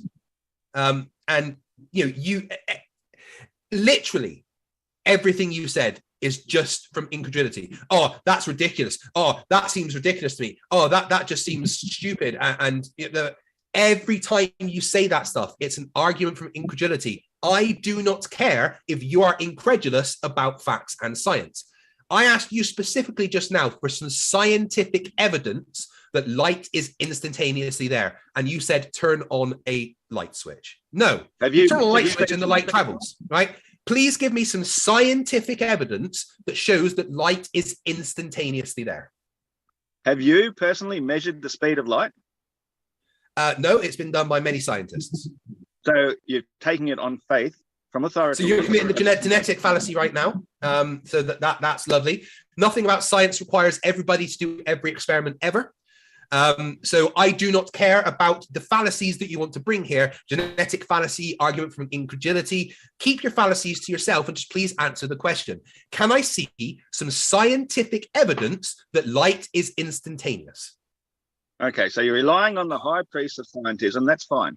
Yes, I can, because we see the stars and we see them in real time. We don't see them. The evidence of that.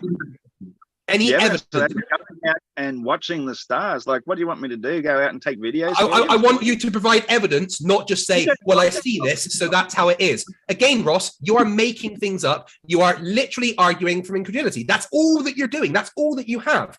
Just going, well, I can see the stars does not mean that the light isn't traveling. I want some scientific evidence from you that light is instantaneous. Don't just say, well, I looked at it, it's there. Give me an experiment. Give me some scientific papers, anything to back up your claim, because I can back up every single one of my claims. I can back up everything that I say with science, every single thing. So this is your chance. Hold on. This is your chance right now. Hold on. This is your chance right now, Ross, to provide some scientific evidence for your claim that light is instantaneous. But I don't trust in your high priest of scientism. So why would I rely on your high priest? Sorry, I didn't say scientism. I said science. I didn't say scientism. I said science. To try and assert something that I believe they are wrong about. I know for a fact that light is instantaneous. So there's plenty of people. Show me evidence for that then. Show me evidence that light is instantaneous, and instead of just saying that I believe it. Because I don't care about your beliefs. Show me evidence. There's no evidence that's going to convince you, Craig. It's just like saying there is no evidence at all. You're making things up. Why are you making things, Ross? Why are you making things up? How can you measure Ross, zero? Serious question. Serious question, Ross. Yeah, you can measure zero. It's quite easy. But serious question, Ross. Ross, I've got a serious question for you. Ross, I've got a serious question for you. Craig, every fucking time. Ross, I've got a serious question for you. Yeah, I'm still trying to talk, and you keep over talking. All right, guys, just gonna pull you apart for a second. Yeah. We'll ask a question, get an answer. Yeah. Sorry. So, Ross, serious question for you. Why are you just making things up? I'm not making anything up. I'm telling you that you've literally made everything up. You are adhering to the high priests of your particular religious cult belief of. I don't have a religion. Science doesn't. Don't strawman me. Do not strawman me. Do not strawman me and say I've got a religion, because I do not have a religion. I have evidence and facts and science, and I can back up everything that I have said. I am asking you once again, show me some evidence of your claim that light is instantaneous. Light is instantaneous, and I don't need your show me evidence. Don't just say it. Show me evidence. Exactly the same as I kept trying to say before. When you keep over talking me, as you always do, is that it's the same as with water level. Level is level. It is flat, so you can't measure it because the measurement level's is not zero. Flat. Another lie. Always be zero. You still can't help yourself, can you? The measurement of zero is always. Just let you die, Ross. I'm not going to just let you die. The instantaneousness of light means it just is instantaneous. It's zero. Show me evidence of that. Show me evidence. Show me evidence. For fuck's sake, you are impossible. Okay, right. Just so everyone can see, Ross doesn't have any evidence of his claim. He's just saying it is. You're a petulant little child. That's all you've got. Oh, sure. I'm the petulant little child when all you've got is arguments with incredulity. 60 years ago. Well, you've got proof. That's all you've got. Who cares when it was done? You've got a religious cult. The science being done 60 years ago stop it being science? You're just in denial. Wait, the science that was done 60 years ago stop it being science? It's scientism. If you continue to believe it, there's no such thing as scientism. There's no such thing as scientism. There is, absolutely is, mate, and you're the biggest believer. No, again, that's something you've made up. Ross, I'm going to ask you once more. Give me some evidence of your claim. You can't even see that you're in the world's biggest cult because you're in the world's biggest cult. I don't have a cult. I have evidence. I want to see some of your evidence instead of you just saying things. You can keep just saying things. You're a fanatical religious believer, and you believe. No. I've got evidence. Religion does not require evidence. Stop strawmanning me and saying I have a religion, because I do not. I have evidence. You are a brainwashed cult, not me. No, mate. You've obviously been hiding under a rock for the last 10 years, or we've been out doing real experiments and seeing stuff. You've never done an experiment in your life. Don't lie. That's bullshit. I've done plenty. You've never done an experiment in your life. Don't lie to me. I've shown plenty how convergence works to create. You have never done an experiment in your life. Stop lying to me. Will you stop lying to me? I'm not lying. I've actually done experiments. I've done the Cavendish experiment. I've done the pendulum experiment. I've actually done experiments. You've never done an experiment in your life. Flat earthers have never done an experiment in their lives. Stop telling lies and provide evidence of your claim, or admit that you are wrong. I've been outside in the real world, Craig, while you've been sitting in your little classroom or in your little laboratory doing little parlor tricks. Well, I've been out making real world experiments. What's a parlor trick? What's a parlor trick? What's a parlor trick, Ross? What parlor trick are you talking about? Ross, what part of trick are you talking about? Yeah, what part of trick are you talking about, Ross? Ross, what part of trick are you talking about? Ross, what part of trick are you talking about? Ross, what part of trick are you talking about? What part of trick are you talking about? Are you done? Yeah, what part of trick are you talking about? We're gonna pull it into our final minute. Okay, simple. Yeah, Ross, specifically, what part of trick? Little balance beams. Sorry? Prove gravity. My pendulum proves spin. But so you're just being incredulous again. You're just being incredulous again and ignoring science. I see. Why are you saying that my experiments aren't valid then? Why are you saying I haven't? What experiments have you done? What experiments have you done, Ross? I've done multiple experiments, especially to do with perspective, convergence, Julian Spective, it's called. It's on my perspective playlist on my channel called Julian Spective. Well, I've gone out and looked at Julian Rocks. It's a rocky outcrop at Byron Bay. You stand at sea level, you look out. Shut up for a second, Craig. Shut up for a second, just for fucking once while I answer the question. Julian Rocks is sitting above the horizon when viewed from sea level. You get a little bit higher, and you can see that Julian Rocks is surrounded by miles and miles and miles of perfectly flat and level water. So how can that be curvature? That's what you believe to be, because you're looking from down low, but when you get up high, there is no curvature. That's an experiment, and that's proven. Actually, so Fight the Flat Earth, I'm going to let you have answer him and do your final thought on the subject, and then Iron Horse, it'll be yours, and then we're going to the Q&A. So Ross is geometrically inept, doesn't understand how shapes work quite clearly. But the fact that there is no evidence of the Earth being flat, he couldn't provide me with any citations for anything that he was saying. And my final point about this is going to be just debunking his nonsense about water being flat and level with one word: tides. If there is tides, then the oceans are not flat. End of story. Wow. Well, Craig, you really bit off. And then Iron Horse, your last statement, and then we'll go to Q&A. Rightio. I was trying to start, but Craig just really bit off way more than he could chew there by mentioning tides, because what a furphy that is. Tides are just merely water finding its own level, and they are being diamagnetically it's literally the opposite of finding its level. Hey, don't talk over me, Craig. This is my chance, you big wally. It's literally the opposite of what you're saying. No, it's not. I've done plenty of experiments with the tides, and I've made plenty of observations of the moon. I know exactly how it works. And as I was saying, with the Julian video, I have got video evidence showing exactly how it is convergence and not curvature, and that the water is flat and level, and that if you believe that it's curvature, then you are mentally challenged and you have serious cognitive problems. You don't understand a single thing about perspective. We can see that always whatever is beneath us ramps up to eye level. Everything that's above us ramps downwards to eye level, and we can't see through what's beneath us, so that creates a convergence point that obscures taller things further beyond that, which is why the bottom gets cut off. And it's such a simple concept that you base your entire proof for evidence of a globe on something as ridiculous as a lack of understanding of how perspective and convergence works. You absolute moron. Tides are only possible on a flat and stationary Earth. How can you have big bulbous curves of water thousands of miles high between continents and still have a couple of meters of tides either side of it? That is most. How to say I don't understand tides without saying I don't understand tides? We've got 2 tides per day, 2 high and 2 low, and you got 1 moon. Matching the globe predictions, yes. Impossible. Absolutely impossible to work on a globe. Again, more argument, absolutely impossible. More argument from incredulity from you, Ross. The tides that we have match the globe predictions, and once again, tides debunk water being flat. Tides debunk water being flat. If there are tides, water is not flat. End of story. It's showing the change of water level, not water curve. Tides also debunk water always finding its level.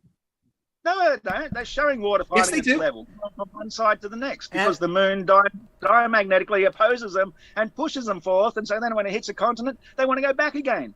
And on that note, I'm gonna actually, I'll let you both have closing statements at the end of the Q&A, and also send out channels. But I do hope you enjoyed, and we are now moving into our Q&A section. This is the chance for you to send your burning desire questions to either or both of our debaters. Super chats will get your question sent to the front of the line. However, we'll try to get as many questions in as possible by tagging me in chat at Amy Newman. Please don't forget to like and subscribe, though I do want to thank both of our interlocutors, Fight the Flat Earth and Iron Horse, and to remind you that all of their channel links are in the description below. If you're looking for more fun after the show, we'll be having an after party on the MDD Discord. But with that, let's get to the fun. For $4.99, Stefan Steen asks, Amy, just before you go on, I just need to quickly go and use the toilet. Okay, I'll be back in 2 minutes. Perfectly understandable. Then we'll switch questions for a second. Let's see.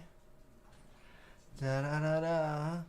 Nightwolf 972 for $5 asks, if the Earth is flat, why isn't Disney offering trips to see the ice wall?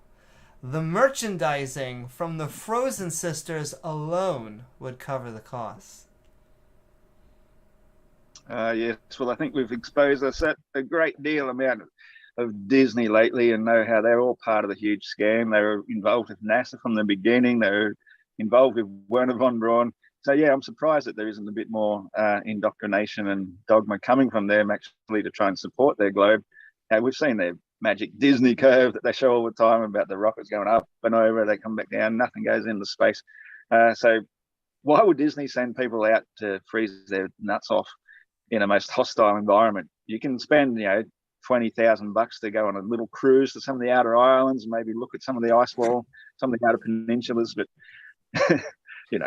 get to grips with reality. Antarctica is massive. It's the most frozen place on Earth. It reaches a top temperature in summer of about 0. It's very hostile to living there.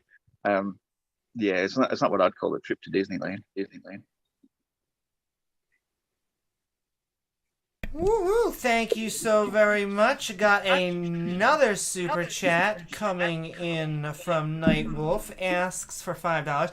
If the Earth is flat, how come people from Australia cannot see the star constellation Big Dipper like the people in North America can? Because the Earth is flat, and because the Earth is really, really big, that means that we can only see so far. If you stand at the base of a tall building and you look all the way back up with your head and look at the top floor, you can barely make out the top floor because of the way convergence works, and basically smashes all the top floors into a singularity. But the further away you walk, not only can you see more of them, but you can see individual floors much more clearer. But as you get further and further away, that top floor gets lower and lower and lower to your point of view. Well, the stars are no different. The further away you get from them, the lower they get, until eventually you reach a point where the horizon, the convergence point, rising up to eye level, will make them disappear altogether. Now, the fact that we can see Polaris for as far as we can, all the way to the equator, shows that the stars are reasonably quite high, because the higher you are, the further you can see. So to think that we could see the Big Dipper from Australia, now I'm assuming the Big Dipper is a different constellation. I think it's the Big Bear or something too over there. We see Orion's belt, but from our perspective as Australians, I grew up always thinking that Orion was called the Big Dipper, but apparently it's a different constellation altogether. So the reason we can't see the same stars is because they're too far away. The Earth is really, really big, and the stars aren't really that high. They're quite high, but not high enough to be able to see them forever. And the equator is the cutoff point of Polaris. So you get a bit further south, outside of the equator, then the Big Dipper will also vanish from view. Thank you so very much. And for $5 from Steven Steen, all Fight the Flat Earth has is his religion. Howard, on the other hand, Iron, on the other hand, I assume, using science, logic, and reason, get him Howard, I guess, / get him Iron. Oh, all right. Well, Craig can go first if he likes, if he wants to defend himself. I must have missed the science that Ross brought, because I didn't see any science at all. I'm the one that presented the scientific papers. I'm the one that presented the scientific evidence. I'm the one that presented all the evidence. Ross presented no science, talked about no science, and was just incredulous the entire time. So I'm not sure what that person is smoking, but can I please have some? Well, see, it's pretty typical of the person who believes that their cult is the correct one, that they believe that they're talking science. That's how religion has always worked. They always believe that their particular belief is the highest of modern science. Whereas one day we're going to look back at this and going to look at Craig saying, can you really believe we used to live on a spinning space, hurtling through space? How incredible is that he actually takes this very seriously, which shows that you're a part of a religious cult. And all I have got is fact-based fact, not incredulity, that debunk every single thing that you've brought. You've just got belief, but no evidence. Since it was coming for you, so to speak, I'll let you have the final statement. Yeah, stop putting your religious cult needs on me. The reason why I don't have a religion is because I'm willing to change my mind. Science will always update its ideas when new evidence comes along. Religion never will. You are the one with religion. You are the one that's in a cult. I am not. I will change my position if new evidence comes along. Therefore, I do not have a religion. Don't lie. And that's a great transitionary statement. I'll let you both actually answer. $2 from Joe Schwartz for both. What will it take to change your mind? Well, for me, I did change my mind because I started as a globetard like Craig, but I did change my mind. Now, Craig says he is capable of changing his mind when new evidence comes to light, but he isn't. He is fighting vehemently to defend his belief that he grew up with as a child, whereas I grew up with the same belief, but I changed. So I'm the one showing that I can follow the scientific method. You're the one showing that you're a cult member who is unwilling to change your beliefs despite all the evidence. Incorrect. So you change your mind because you're thick as fuck, basically, and you don't understand anything. You have never done any science in your life. You don't understand what science is. I bet you couldn't even tell me what the 5 basic steps of the scientific method are, could you? I don't have to, because that's not necessarily. No, hold on. You do. You absolutely do, because you just told me that what you do is based on the scientific method. So that means that you must know what the basic 5 steps of the scientific method are. Your claim, you just told me that you know you do everything based on the scientific method. So tell me, Ross, what's step 1 of the scientific method? Step 1 is making the observation. What's step 2 of the scientific method? Is then finding an explanation for what to describe why that. Incorrect.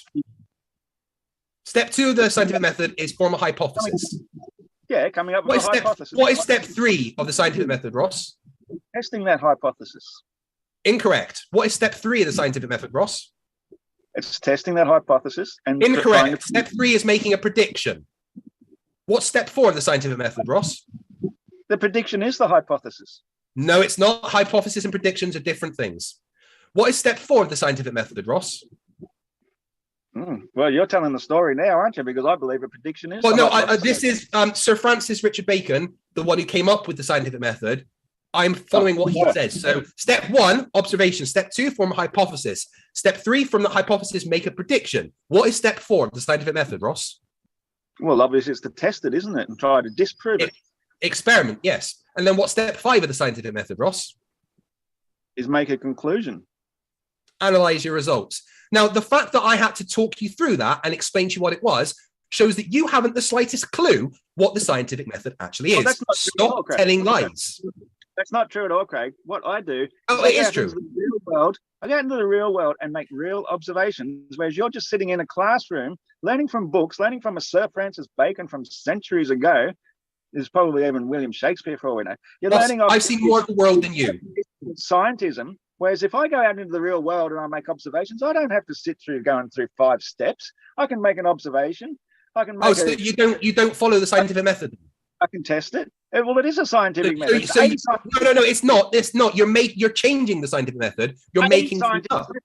There's no fixed scientific method. We've come a long way in 200 years, mate. We've come a really long way. Yeah. We can use but if you want to actually do the basic version of the scientific method, you have to make an observation, hypothesis, prediction, test, analyze. You have to do those things.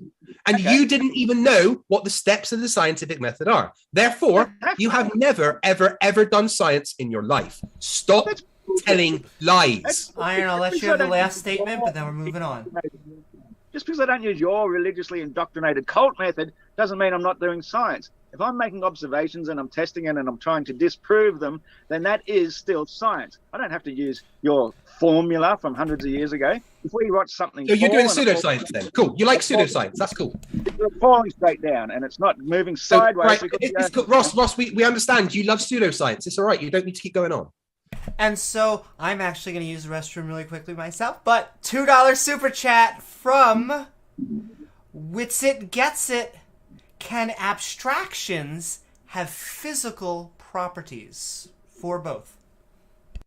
Oh, he's talking about space-time. Yes, space-time has a physical property that is affected by mass. This has been experimentally demonstrated many, many, many, many times. Witsit, if you want to talk to me, stop being a little coward and debate me yourself. Well, obviously an abstraction cannot have real properties in matter. Like you're talking about space and time. Like space is the non-existence of stuff. Time is a man-made concept, which is just basically measuring a piece of empty space of time between an occurrence happening and the result happening. So there is no such thing as either space or time. And to try and then say, my high priests have done many, many, many, many, many experiments to prove that it's real, it's also showing is how deeply indoctrinated you are in your cult belief. Lovely bunch of nonsense there, Ross. Lovely bunch of nonsense. You didn't even try to speak over me for once. You have proven, you literally told everyone how you like pseudoscience. You literally told everyone how you don't care about science, you do pseudoscience. No, I just said that all scientific endeavors are still scientific, whether or not they follow your particular 5 steps from hundreds of years ago. Incorrect. So pseudoscience is described as something which does not follow the scientific method. You are not following the scientific method, therefore you are practicing pseudoscience. Well, I've never heard of anybody in astrotheology or astrophysics, saying that they actually use the scientific method. In fact, they say anything but. That Michio Kaku's are well known for saying that they don't use the scientific method when it comes to cosmology, and that they're out by a factor of 10 to about 120. I don't think you understand what any of that means, but it's all right, Ross. You've described how you like pseudoscience, so that's what we understand from now on. Ross bases his worldview on pseudoscience. It's cool. And so, Iron, I'll let you have the last statement, and then I have a question for Fight the Flat Earth. Yeah, he's just proven that he believes in scientism, whereas real science is actually going out and doing real experiments. You can call it pseudoscience, so that doesn't make it pseudoscientific if you're still following the same principles of making the observations, testing it, trying to disprove it, and coming to a conclusion that it works, and it works better than any other explanation. That's real science, whether you like it or not. Thank you, Iron. So you're changing what science is. That's fine. You wanna lie about science and change what science is. That's cool, but it doesn't mean that you're right. Speaking of lying, $2 super chat from Wits It Gets It. So NASA is the only government agency that doesn't lie? It's irrelevant to this conversation. First for everything, isn't it? All right, $2 super chat from Wits It Gets It. Horizon's movement proves that it's not physical, pal. Incorrect. Refraction will change the apparent position of the horizon, but you cannot have an apparent position without a physical horizon. Unfortunately, Witsit, you debunked your own nonsense quite, by saying that light has to bend on a globe Earth, so therefore, right, we can't do celestial navigation. And unfortunately, it doesn't change the fact that light has to go through a medium and refraction is a thing. But you cannot have an apparent horizon without a physical horizon. Refraction will change where the apparent horizon is, and we understand how refraction works. It's been quantified. I would cite the work of Andrew Thomas Young, the world's leading expert on refraction. And you can go to his website and check everything where they've quite clearly set out exactly what refraction does. So just to clearly answer your question, Witsit, the horizon is a physical thing. What we see is the apparent position of it due to refraction. What a load Thank you. And can I answer that, please, Amy? sure, you can, but then I just have to let him have the final statement on it. No worries. He just said it's a physical thing, which is absolutely more bizarreness. It's just like every glober, they appeal to this thing called refraction. They appeal to that almost as much as they appeal to gravity as the filling God of the gaps for everything they can't really explain. Refraction isn't real. It's the horizon is not physical at all. It is an optical illusion created by the height of the observer and how far they can see from that particular height, and it will increase and get further and further away the higher the viewer gets. So it's not a physical thing, it's an optical thing. It's an optical thing, and it only works on a flat surface. The globe would just prove the globe. Globe would be a physical curvature which you cannot see over simply by getting higher, and which is also going backwards at the same time. You wouldn't see further. And then Fight the Flat Earth, you are the final say. Yeah, I just got a question for Witsit. How was jail? Oh, sending love. Witsit Gets It has another $5 super chat. If it's the actual physical position of the curvature of the Earth, then why does it constantly move around optically? Is the Refraction. Earth breathing in and out? Refraction. Refraction is something that is quantified. We know what refraction does. If light goes through a medium, that light is refracted. We have a medium all around us. This is a medium. Light goes through it, it gets refracted. I mean, I can't say again, maybe your time in jail, like, you know, you didn't get to study or something, but you not understanding refraction doesn't stop refraction being a thing. $2 super Dave chat. Langer in the chat says, why does Whitsitt just not debate FTFE? The simple answer for that, Dave Langer, is because Whitsitt's terrified to debate me. Just take over, the Craig. gloves are being dropped tonight. And a $2 super chat. Whitsitt gets it again. Fight the flat Earth. Why does flat Earth make you so mad? Because it's not okay to say the Earth is flat. It flies in the face of everything that makes sense in the world. It is a plague on humanity. It is an insult to everyone throughout history that has spent their lives studying and figuring out the world that we are part of. It is ignoring all of science. It is ignoring all of reality. It is indoctrinating people into a way of thinking that makes you think that every single person in the world is lying to you. It is a dangerous way of thinking that literally kills people, i.e. Mad Mike, causes people like Nathan Thompson to shout at school kids when they should be safe, literally brainwashes people into ignoring all of science and reality. It is not okay to say the Earth is flat, and I will fight the stupidity of anti-science every second that I get. You sound like a real fanatically, religiously indoctrinated person who's doing everything he can to try and kill the infidels. Kill the infidels. How dare they speak up? I'm trying to kill stupidity. I'm trying to kill stupidity because, remember, stupidity is not a right.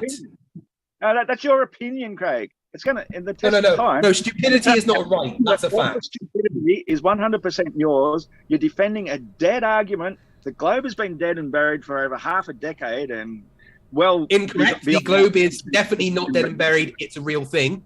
Absolutely dead and buried. So fight the flat Earth. A ghost. We'll have the final statement, but then Aussie or Iron, I got one for you as well. Cool. Sorry, I think I answered the question. There you go. Flat Earth is dangerous. Flat Earth is stupid. Flat Earth kills people. End of story. All right, and then a $5 super chat from Connell X Silverfur. Iron, if we did not go to the moon, how did we leave retro reflectors there, the same reflectors utilized in thousands of lunar ranging experiments? Yeah, well, that's a lovely assumption that we actually did. I've even got a lovely picture of Werner von Braun standing next to the retroflector in his suit and tie with the lunar lander behind him. It was all done in the studio. They were sending lasers to the moon back in the 50s, long before they ever went to the moon. You don't need a retro reflector. I mean, how ridiculous is that? A retro reflector is basically going to turn your laser into prisms anyway, unless it's a perfect mirror. It's a ridiculous thing to try and prove that we've been to the moon by assuming we've got a retro reflector up there. That was the best clown laugh I've seen in a while, Craig. It suits you. We should take a screenshot of that one. $2 super chat from Whitsitt Gets It. Brilliant. If it's just space-time, what AB 0-point energy? What about 0-point energy, maybe? What about 0-point energy? It's relevant to this conversation. I think he's talking about vacuum energy, but again, that's irrelevant to this conversation. So, all right, well, if you're in a vacuum, I think it should be quite relevant. Final point. I mean, it's literally irrelevant to the shape of the Earth and space. $2 super chat. If they're in space, we have to be in a vacuum. It's essential. Space it's essential that we're in. That's not a vacuum now. Space has never been a vacuum. It's a low pressure area. Low pressure. Okay. So we can breathe in space. No, it's low pressure. We can't breathe in it. Ah, okay. Gotcha. $2 super chat. Ross, hold on one second. Absolutely. Ross, is there stuff in space? According to the heliocentric model, is there stuff in space? No, like planets, suns, and galaxies. Or allegedly, that's what they believe those Right, lights. okay, well, if, according to the heliocentric model, there's things in space like suns and galaxies and planets, then space isn't a vacuum because there's stuff in it. Okay, I'll agree with that. If that's what your belief is, that it can't be a vacuum. So that all the ideas of the heliocentric model get thrown out the door. No one's ever said that space is a vacuum. It's a near vacuum. It's a very low pressure area. They've always said it's a vacuum. No, they've said it's a near vacuum. They've always said it's a near vacuum. They have never ever said that space is a perfect vacuum, ever. Well, that's fair enough, but they still know that it's a very, very low pressure, like about negative 17 torr or something ridiculous like that. Yeah, that's not a vacuum. That's a near vacuum. If we see a balloon blow up inside a vacuum chamber, then surely these men on the moon in their spacesuits should have blown up like the Michelin Man as well. Except the spacesuits were designed to not do that. Ah, of course. And they could take pictures with cameras on their chest. Thousands and thousands of cameras. $2 super chat from Winsett Gets It. What exactly is dark matter and dark energy? Who knows? We can see the effects of them. Again, irrelevant to this conversation. There's not pseudoscience. We can see the effects of them. Another necessity that you have to have in order for your other bullshit beliefs to actually work. It's complete pseudoscience. Again, we can see the effects. Hold on. We can see the effects of dark matter and dark energy. We don't really know what it is. It's a non-baryonic matter of some kind. We have no idea exactly what it is or what the properties, but we can see the effects of it according to science, not pseudoscience. We all know, Ross, we've clarified here that you're the one that likes pseudoscience. You're the guys that had to invent gravity to make the globe possible in the first place. And then because you invented this force of attraction of mass, you've then had to then invent even greater things to prevent that gravity making everything collide into a singularity. And then you have to have another thing to stop it from separating forever. It's all pseudoscience. Whereas if you make no assumptions in the first place and just make the observation in the first place and look at what's happening and see the stars rotate as a single body around above us and that things fall because of lack of resistance in a medium of air, then you don't need gravity, you don't need dark matter, and you don't need dark energy. So you can but you do need in your magic world a universal down, don't you? We have a universal down. We observe that. Why? Why? It's the absolute first observation. Why? Of thing of mass. Why do we have a universal down? I'm trying to answer you, Craig. Why do you keep talking over me? A thing of mass needs a place of resistance. Otherwise, it will keep on dropping, displacing a lesser mass, like air is. It has no resistant force. Until it reaches a place of resistance, and it stops dropping because it's reached a place. Yeah, but why down? Why does everything go down to start with? Because it's heavy. But why down? Why, if you put something in a vacuum chamber, why does it not go up? Well, do you see the sky above your, the earth above your head? No. It's just answer the question. If you put something in a vacuum chamber with an equal medium all around it, why does it go up and why does it go down and not up? It doesn't have an equal medium around it. It's got zero medium around it. The only place it's got a medium is the bottom. Exactly. So equal medium all around it, right? Of zero. So in that case, why does it go down and not up? Because the thing itself isn't zero. It's got density. But why down? Why down and not up? That's where dense stuff goes. That's why the dense stuff is beneath Why? That's how the physical plane exists. Because all the dense stuff. Why does it go down, Ross? You're just saying it does. You're not explaining why. Because it's dense. Like you, I understand. But why does it go down and not up? So, Iron, we'll let you have the last on that, but then we're going to move forward. As we said, the very first step in science is to make the observation.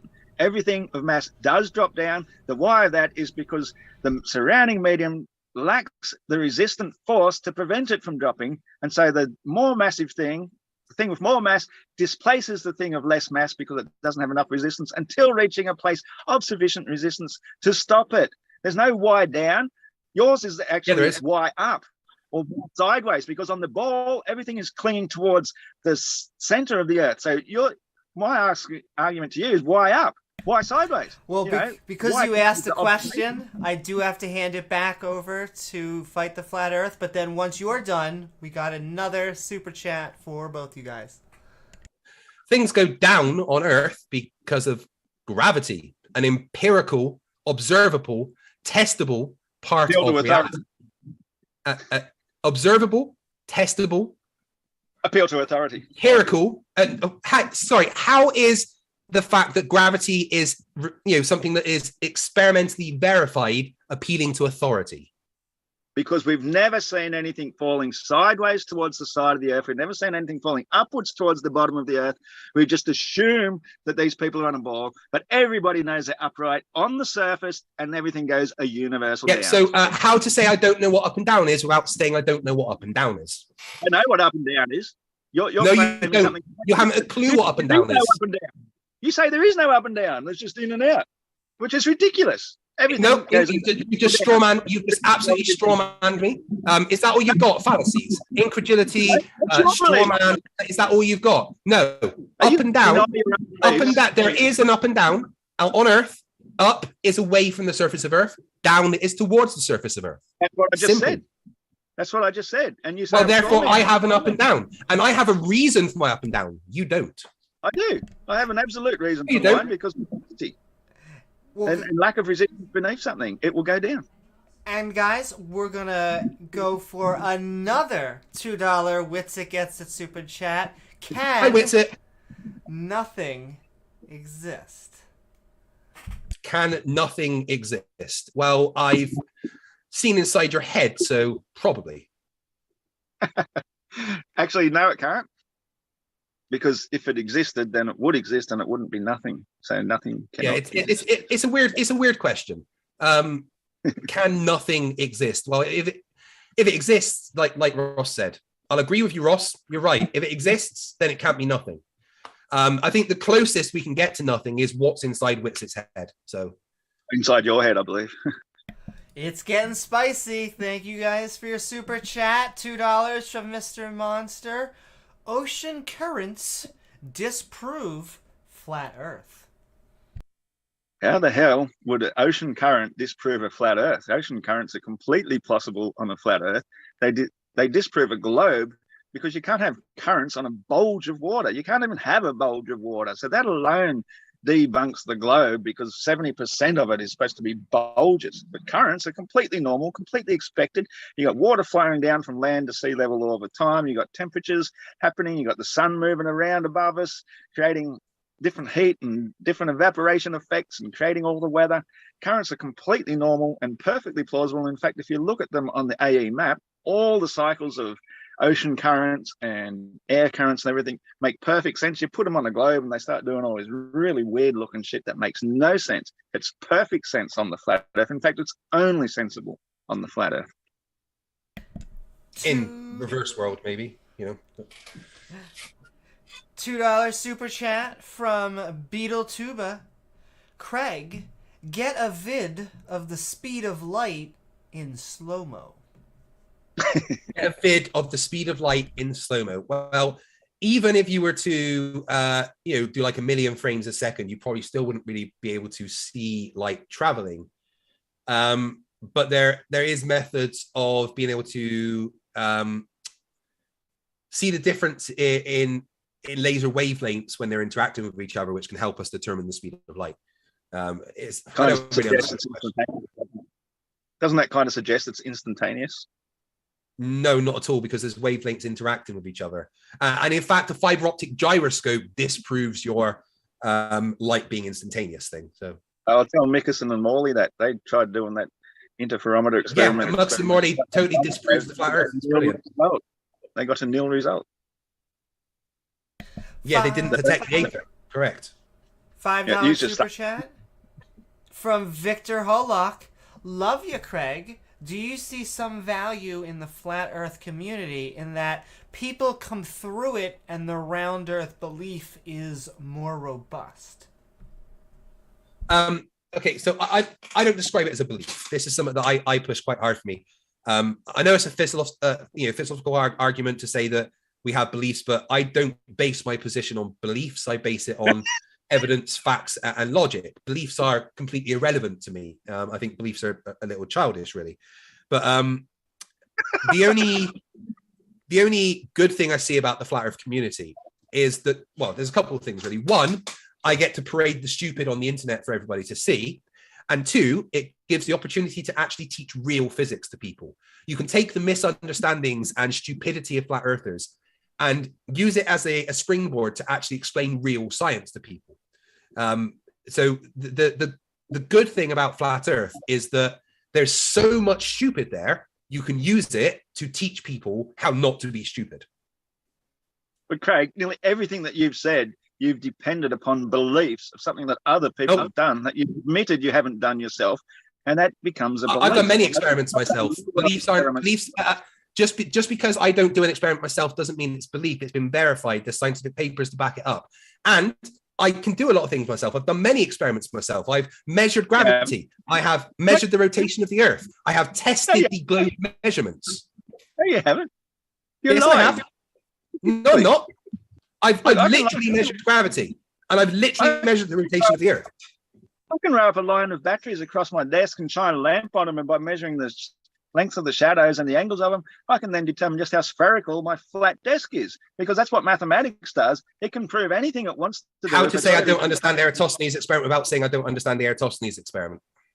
I understand the Eratosthenes experiment, and it works perfectly well for the flat Earth with a nearby local sun, just Incorrect. as it does. I can add more than 2 data points, and it does not work on the flat Earth. It does. Why wouldn't it? No, because it gives you conflicting positions for the sun. And how many points did Eratosthenes use again? And Iron, that was a question, and it's going to be Fight the Flat Earth's question, so it'll be your final point. Eratosthenes used 2. However, there's been many, many, many more experiments done with many, many, many more data points. For instance, Slice Arcane did it with 27 data points across the world. There is a couple other YouTubers that I work with, including MC Toon, that have done their own Eratosthenes experiments and measured the angles of light from several points around the world. You add more than 2 data points, it destroys the flat Earth. And for $5, Jake the Surgeon, can you tell the difference between the skeletons of a lion and a tiger just by looking at them, Mr. Equine? Mr. Horse. That's to you, Mr. Oh, I thought you said Queen, so I thought it was to Craig. I thought, Queen. Equine.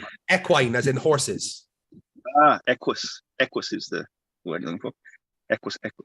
No, I can't, because I'm not really a taxidermist. I could probably get a few clues by the size of the skull and maybe shape of some of the teeth or something, I guess.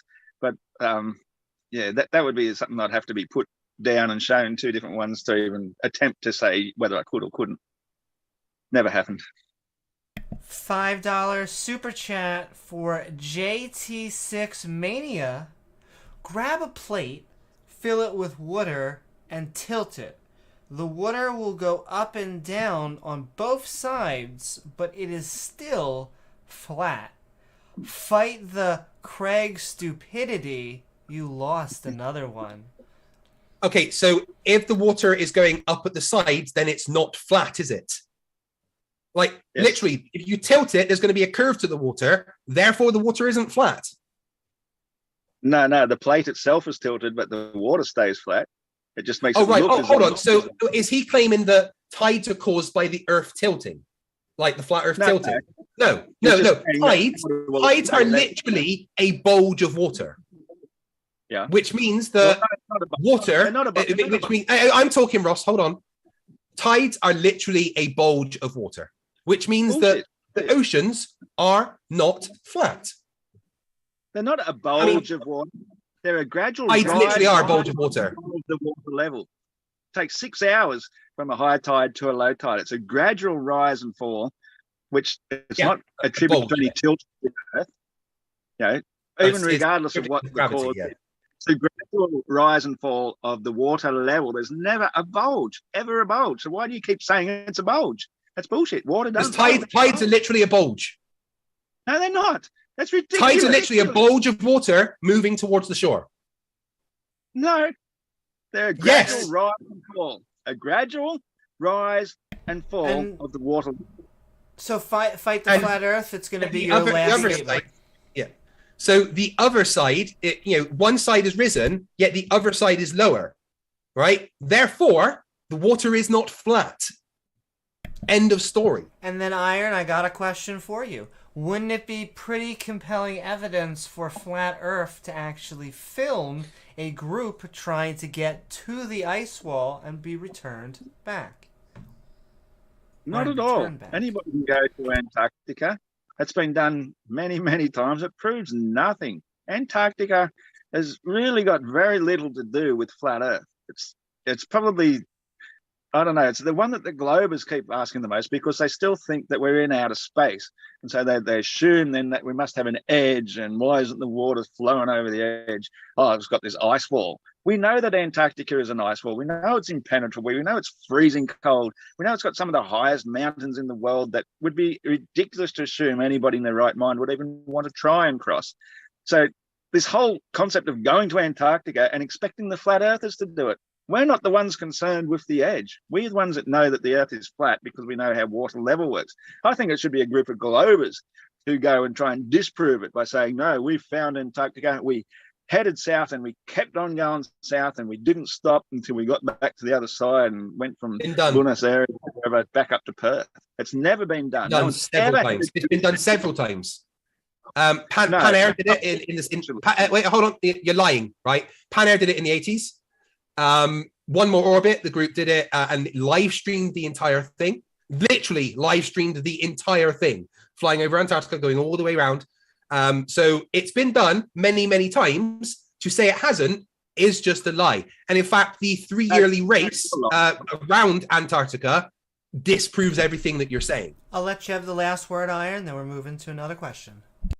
Yeah, no, Craig is absolutely lying here. There's nobody who's ever set off from any destination in the southern hemisphere, set their controls on due south, and locked them in position and kept on going. We know that you can cross a few peninsulas, and the Antarctic Cup, that they call it, the yacht race, they just continent hop around from Australia to South America to Africa to South America. They're not going, they barely touch Antarctica. They literally go around Antarctica. So you can lie all you like, it doesn't change the fact that you're lying.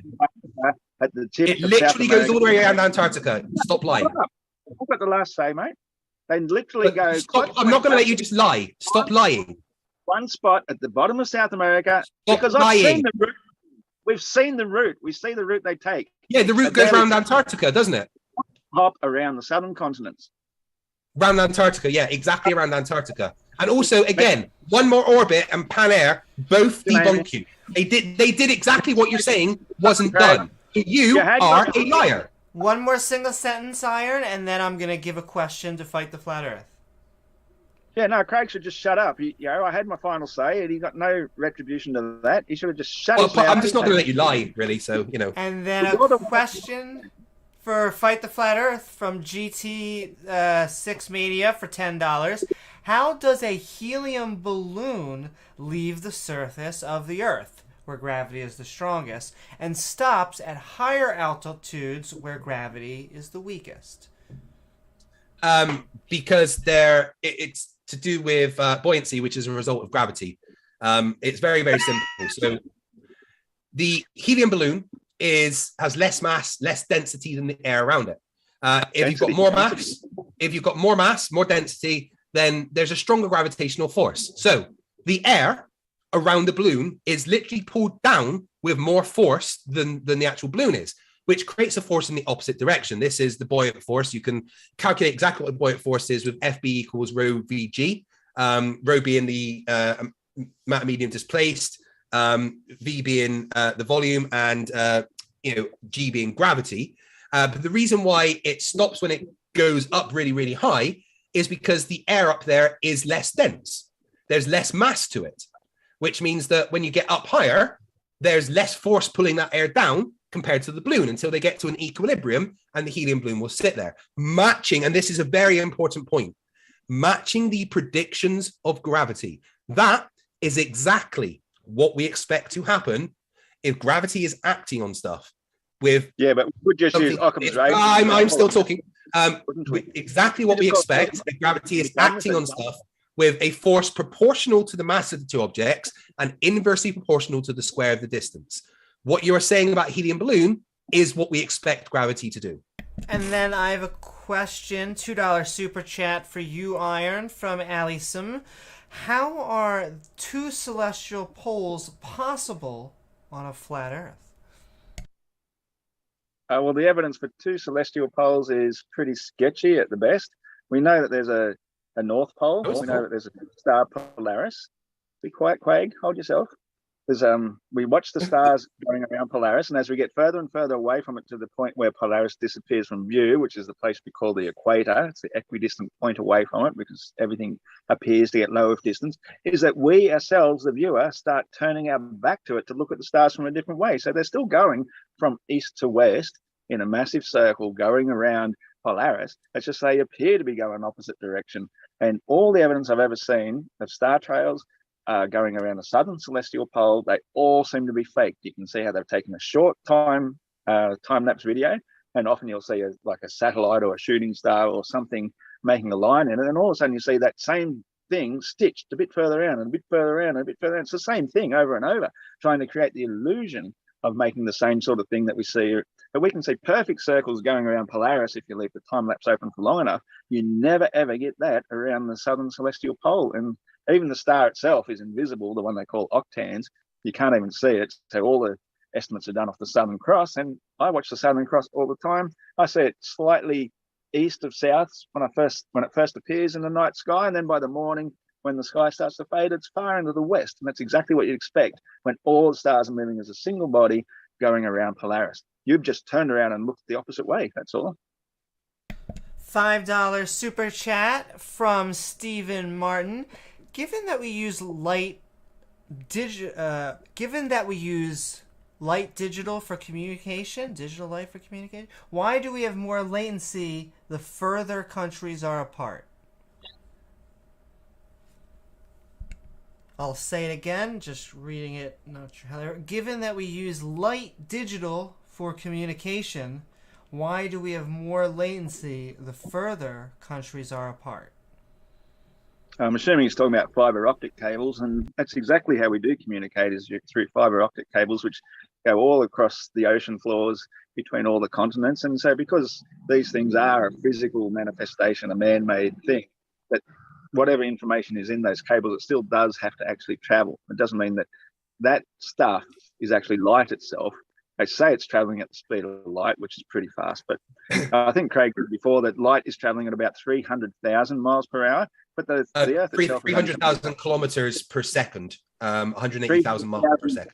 Kilometers per second, and yet the entire Earth is 40,000 kilometers around. Yeah. So it should be going around. Light could travel around Earth 7.5 times in a second. Yeah, that's basically what it's saying. Yeah. But so the question, Ross, which I think you avoided, was as we use light to communicate via the internet, why is there latency for countries that are further away if your claim is that light is instantaneous? Because it's not light, it's bits of data. That's a different thing. Fiber optic uses light to transfer data. Yeah, but it's still not light, is it? It's data. No, it's literally light. Fiber optic cables literally use light to transfer data.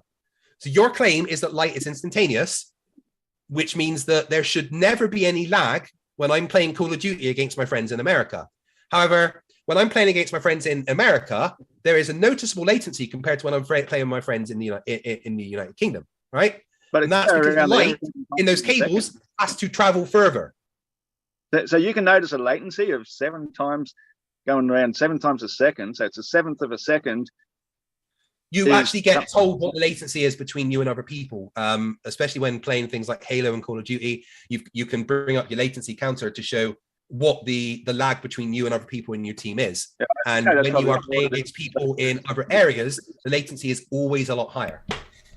Yeah, that's more to do with all your servers and different distributors and all the rest. It's got nothing to do with the speed of light. If light is instantaneous, so, why is it fine?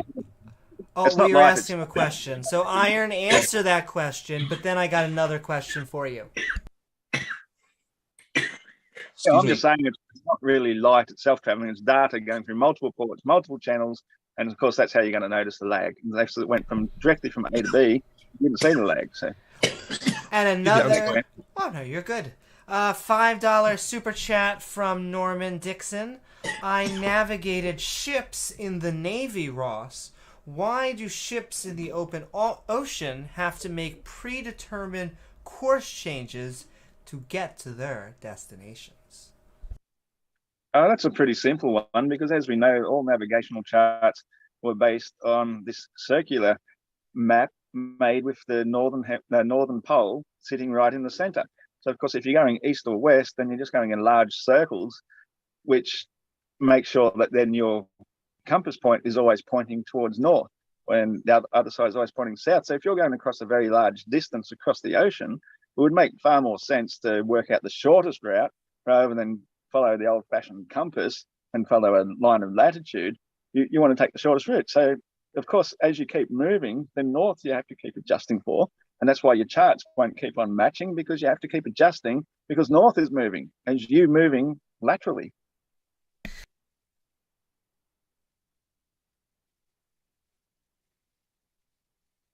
You're mute. Oh. Woohoo!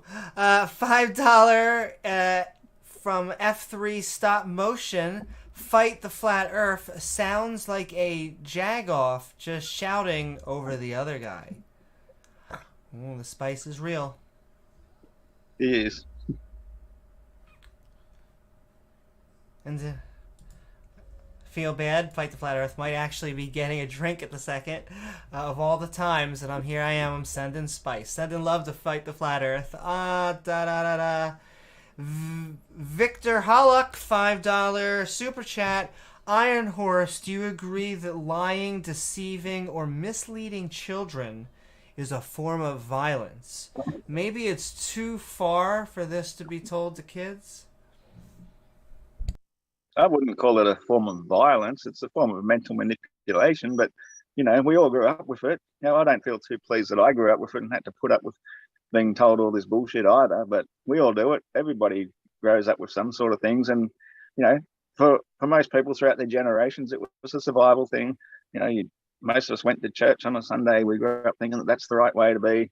Teaches you morals and teach you all this sort of stuff. And then you think you're learning stuff by going to school that you think is correct, but mostly they teach you a bunch of garbage stuff you're never going to use again. They don't teach you any real life skills. They barely teach you how to plant a seed and grow a garden. You know, we're taught a bunch of nonsense in school, and that's never really going to change until people come to their senses and say, hey, these people that have been in control of our world for this last century or so, all they care about is having a bunch of mind-controlled slaves that don't think for themselves. They don't want us thinking for themselves. They're much better off believing what they're told, trusting the authorities, obey, and then you're a nice obedient little slave. You spend your life in debt, paying off these debts, and as if that's some sort of life. I mean, is this the way we want to bring up our children? I'd say that, you know, mental slavery probably is a form of abuse, but I wouldn't say that it's assault necessarily, just mental abuse. $5 super chat from Connell X Silverfur. $5. Reflectors on the moon are a fact confirmed thousands of times each year. How did they get there if we did not go to the moon, Iron Horse? Don't dodge. Yeah, no, that's just another belief, isn't it? Like, if the moon was made out of a molten substance in the first place, there should be plenty of places that have a bit of a mirror-like finish in the bottom of the craters, which is quite an interesting thing when we talk about craters on the moon, is that they all seem to be roughly perfectly circular. They're all shallow. None of them look like results of a huge impact, which would create a huge divot in the bottom. They're all flat and level with a perfectly round surface. Some of them even intercrossing one another, exactly like you'd expect bubbles bursting on the surface of a liquid molten substance. So, of course, there'd be some reflective places. You don't have to put a retro reflector up there. What's a retro reflector anyway? From the 60s, I guess, is retro. But you don't need a retro reflector. As I said, they were sending lasers to the moon in the 50s. Back when they first had lasers, and they were doing the same experiments they're doing today. It proves nothing. If you can get a telescope... They weren't doing the same experiments, no. I'm nearly finished, Craig. Hold horses. If you get a strong enough telescope and you zoom in on this retroreflector and you get a clear picture of it that we can prove is not CGI or made in a computer, then maybe I will accept that the moon is a physical thing that we've landed on and we left stuff up there. But we can't prove that. It's just another belief, more pseudoscience that the globe relies upon for their belief. I mean, the Chinese orbiter literally saw the things there. Yeah, we have been doing laser experiments on the moon for a long time. However, we were able to do it a lot more accurately with the retroreflector. So accurate, in fact, that we're able to see how much the moon is moving away from us each year by just a few millimeters. So You can literally point a laser at the point on the moon where the retroreflector is and get a much stronger signal back than if you point it just to the side, showing that there is something there reflecting the laser. Iron, you're the last word, but then fight the flat Earth. Got a question for you. How could you accurately point anything at anything if you're moving sideways at 67,000 miles an hour? The moon itself is moving 2,280 miles an hour in another direction, as the sun itself is moving 500,000 miles an hour, and we're supposed to be able to send a laser beam exactly to this tiny little, 2-foot squared retroreflector and have it come back to us in enough time that we haven't shot off into space 1,000,000 miles away. It's just more pseudoscientific belief that actually proves nothing pseudoscience about that at all, just your incredulity. Even if it were possible that we're on a stationary planar Earth with the moon just hovering, wafting around above us. And $5 comment, really, from F3 Stop Motion, but he wants to know, fight the flat Earth, why you're shouting. I get passionate talking to stupid people, I guess. Thank you, F3 Stop Motion. Jack the Surgeon, $2 super chat. Thank you so very much. Is a tuatara a lizard? Is it tua what? It is a tuatara. A tuatara. Is it a lizard? Twa. No idea. Thank you so very much, Jake the Surgeon. And all right, moving along. $5 super chat from Jesse L. Fight the flat Earth. If gravity pulls down to center mass, then a compass would point down also. No, compasses follow the magnetic field of Earth. However, compasses do have one side that's heavier than the other to keep one end up, and that's why you specifically have to have different compasses for the northern and southern hemisphere. So when you actually look at a compass, gravity is pulling part of it down because you've got to hold it flat, and then it follows the magnetic field of Earth. But a compass doesn't work on gravity. So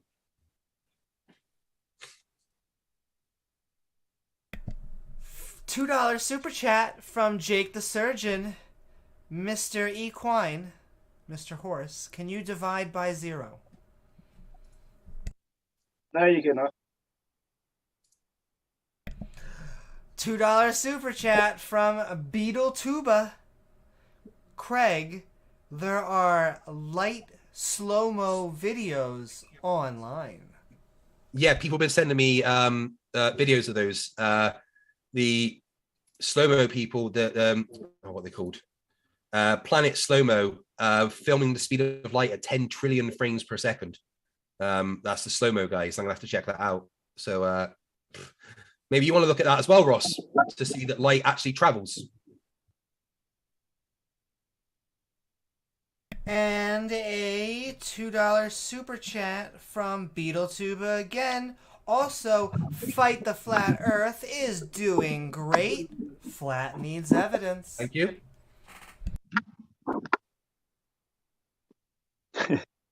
He's doing great at repeating the lies of his pseudoscience masters and the high priests of scientism. Hey, Ross, we hold on. We confirmed that you're the one doing pseudoscience. We confirmed that earlier. No. Remember? No.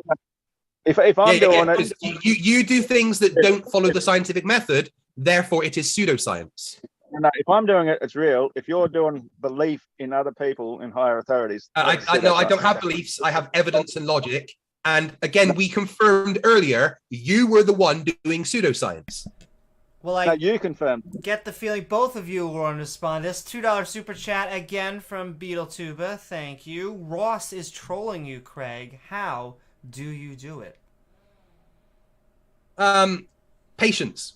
I've got 2 young children. They've prepared me for this. Although talking to my 2 young children is usually more of an intelligent conversation than talking to flat earthers, of course. But you were commented too, Iron. So. Ross, I'm the one that has to listen to your stupidity. So I'm the one that has to, you know. Well, I'm the one that has to put up with your scientism beliefs that you keep parroting that you've never done. Again, I don't have scientism beliefs. I base my position on evidence and logic. There's no evidence or logic for your beliefs. You're just quoting I presented a bunch of evidence today, and you went, and I quote, "Nuh-uh." You've got nothing modern and up to date. The only thing I've got lots that is modern and up to date. Convex and concave lens going up high. That's all you had. That's all you had to refute it. Yeah, we've got hundreds of other videos that don't have a convex and concave lens that show the Earth is flat. Show me one. Show me one. I have asked flat earthers this for years. Show me one single high altitude balloon that is not fisheye that shows the Earth to be flat. I'll give you £500 if you can do it. And then Iron, you can have a statement on that, but then Fight the Flat Earth, have a comment, not a question for the final word. I could send you a link to that, Craig, for £500, no problem. Yeah, and it has to be a non-fisheye lens, right? Yep, non-fisheye. Not a 3D camera, not any kind of wide angle. It has to be a non-fisheye, low field of view lens showing the Earth to be flat. Yep. Because you know what? I have looked, and there is no such one. There is none that exist. Eric Debate published one about a month ago. $10 from Jake the Surgeon. Thank you so much for the support. You agree that you need to be more thorough with the skeletons, but assume light is instant based on superficial observation? Mr. Equine, you're not very convincing. Say that again. Something to do with skeletons. You agree that you need to be more thorough with the skeletons, but assume that light is instant based on superficial observation? No, well, this thing about light being instantaneous has actually come from like years and years of listening to people who actually are authorities in the matter. Like, I can't specifically quote somebody at the moment, but I just know for a fact that it's been said enough times, and I've made enough observations that is the fact. We're not looking at millions of years in the past every time we look at the night sky. Now, if I looked at a couple of skeletons, well, yeah, I could take some forensics to that, and I could probably tell you the difference if it really came down to it, but it's not something that I've ever had to experience before. So it's another furphy of somebody trying to look at something completely unrelated to something where, you know, we know that light exists. And in fact, light doesn't even exist except we've got photoreceptors in our eyes, which our brains can interpret and make it light. No, it doesn't. It's like a tree falling in the forest doesn't make a sound if no one's there to hear it. If there's nobody there to observe light, then light doesn't exist. It depends upon the three-way Did you just say light doesn't exist? The three-way observation between the person who observes it, the thing that creates it, and the medium in between where it occurs in. That without the observer, light does not exist. And so how are we talking right now if light doesn't exist? There's plenty of observers. So we have about 5 more minutes until I'm going to close off Super Chats. And so if you want your Super Chat to be read, make sure you get it within the next 5 minutes. But I do want to thank both of our interlocutors for joining us tonight. $5 from Beetle Tuba. Flat, do you have any research? Where aside from living have you found your information? Research papers show us something like Fight the Flat Earth did. Well, yeah, I recently saved another. Like, every time I come across a really good documentary that adds more and more evidence to my side of belief or understanding of the nature of reality, is I'll add it to my playlist. So I've got quite a lot of playlists on my channel. The one I usually add all my new ones to is called Heliocentrism Busted. And the latest one says 44 documents provided by NASA and the government that clearly state the Earth is flat and non-rotating. 44 of them, official. Not NASA. One of them, not a single one of those says the Earth is flat and non-rotating. They Not a single one. In clear black and white writing I guarantee you right now, you will not be able to find me anything that says the Earth is flat in them. They make assumptions. They make assumptions for modeling, right? None of them say the Earth is flat. They make assumptions for modeling, right? And let's talk about one particular paper, which is talking about a rigid aircraft of constant mass traveling over a flat plane. Well, let's talk about the things that don't exist in that, shall we? Rigid aircraft of constant mass, that doesn't exist. It also talks Bullshit, about it's all atmosphere with no wind. Why That do you doesn't. have to Sorry, lie? no. Rigid aircraft do not exist. What documents about rigid aircraft flying above a stationary flat Earth? Yeah. And rigid aircraft do not exist. Oh, fuck off. Neither do aircraft of constant mass. What, they were made out of elastic, are they? And a different mass. Have you ever seen the wing? Have you ever seen how much the wings on a plane can move? So what? So aircraft are not rigid. Have you been in a plane and you felt it going, ooh, wobbly, wobbly, wobbly? No, of course not. That's called turbulence. Yeah, aircraft are not rigid, Ross. This is a fact. An iron last statement. No question, though. Statement. Really grasping at straws.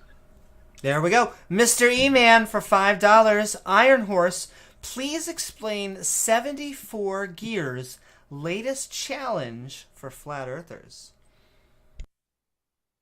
I think that's where we've got another failed, what do we call them? Those false flag actors, whatever they send out. So this guy failed.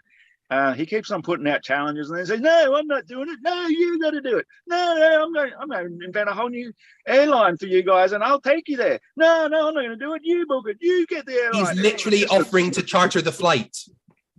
He's literally telling us to do it ourselves. He's a full of shit little creep. He's literally offering to fly the plane for you. He's literally a little fucking creep who keeps on lying and keeps telling us to do it ourselves, keeps on disappearing. He's probably lucky to be an air. Right, okay, so you're lying, and I'm going to tell everyone how you're lying, all right? What he says is, if you guys organize it, you get the plane booked, and you do everything, he will fly the plane for you. He will physically fly the plane. He is a pilot, you numpty. He's shown videos of him flying his plane. He's not a pilot. He's first. He's literally a pilot. So you're lying, Ross. All you've got is lies. Stop lying. The co-pilot is a pilot. He says that they don't even make their own routes, and yet we have other pilots that tell us they do make their own routes. They have to work all that stuff out before themselves. They have to work out how much fuel. He said, "Are you going to go on the flight? Are you going to go on the flight, Ross?" And that's our job. That's all we do. We don't have to do nothing. Are you going to, Ross? Are you going to go on the flight, or are you going to make excuses? He's not a pilot. He's just. He is literally a pilot. He is literally a pilot. He's literally the most fake actor we've ever seen, and he's literally a pilot. He is literally a pilot. Stop telling lies. And all right, guys, stop telling lies, Ross. We have about. What happened? Beta Sapien tried to make one of these flights happen a couple of years back.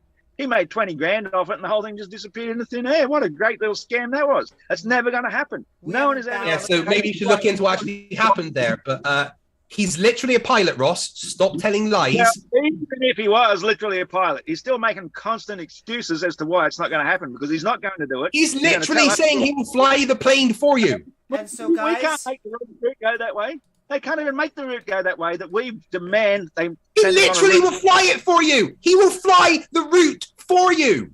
He won't. We got 6 more questions, and then I'm going to let both sides wrap up and show or tell what they got going on in the interwebs. But,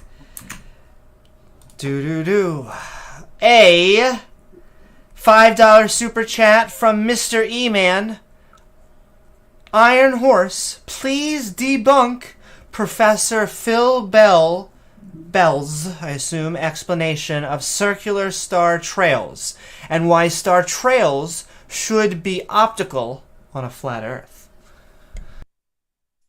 Good friend of mine, Phil Bell. You know, he actually sent something to the moon. I mean, it crashed into the moon. I'm sorry, I didn't realize this was for you, Craig. I didn't realize that was for you. I thought it was. I was just saying hello to my friend. Yeah, you just get in and say g'day to Dr. Phil Bellend.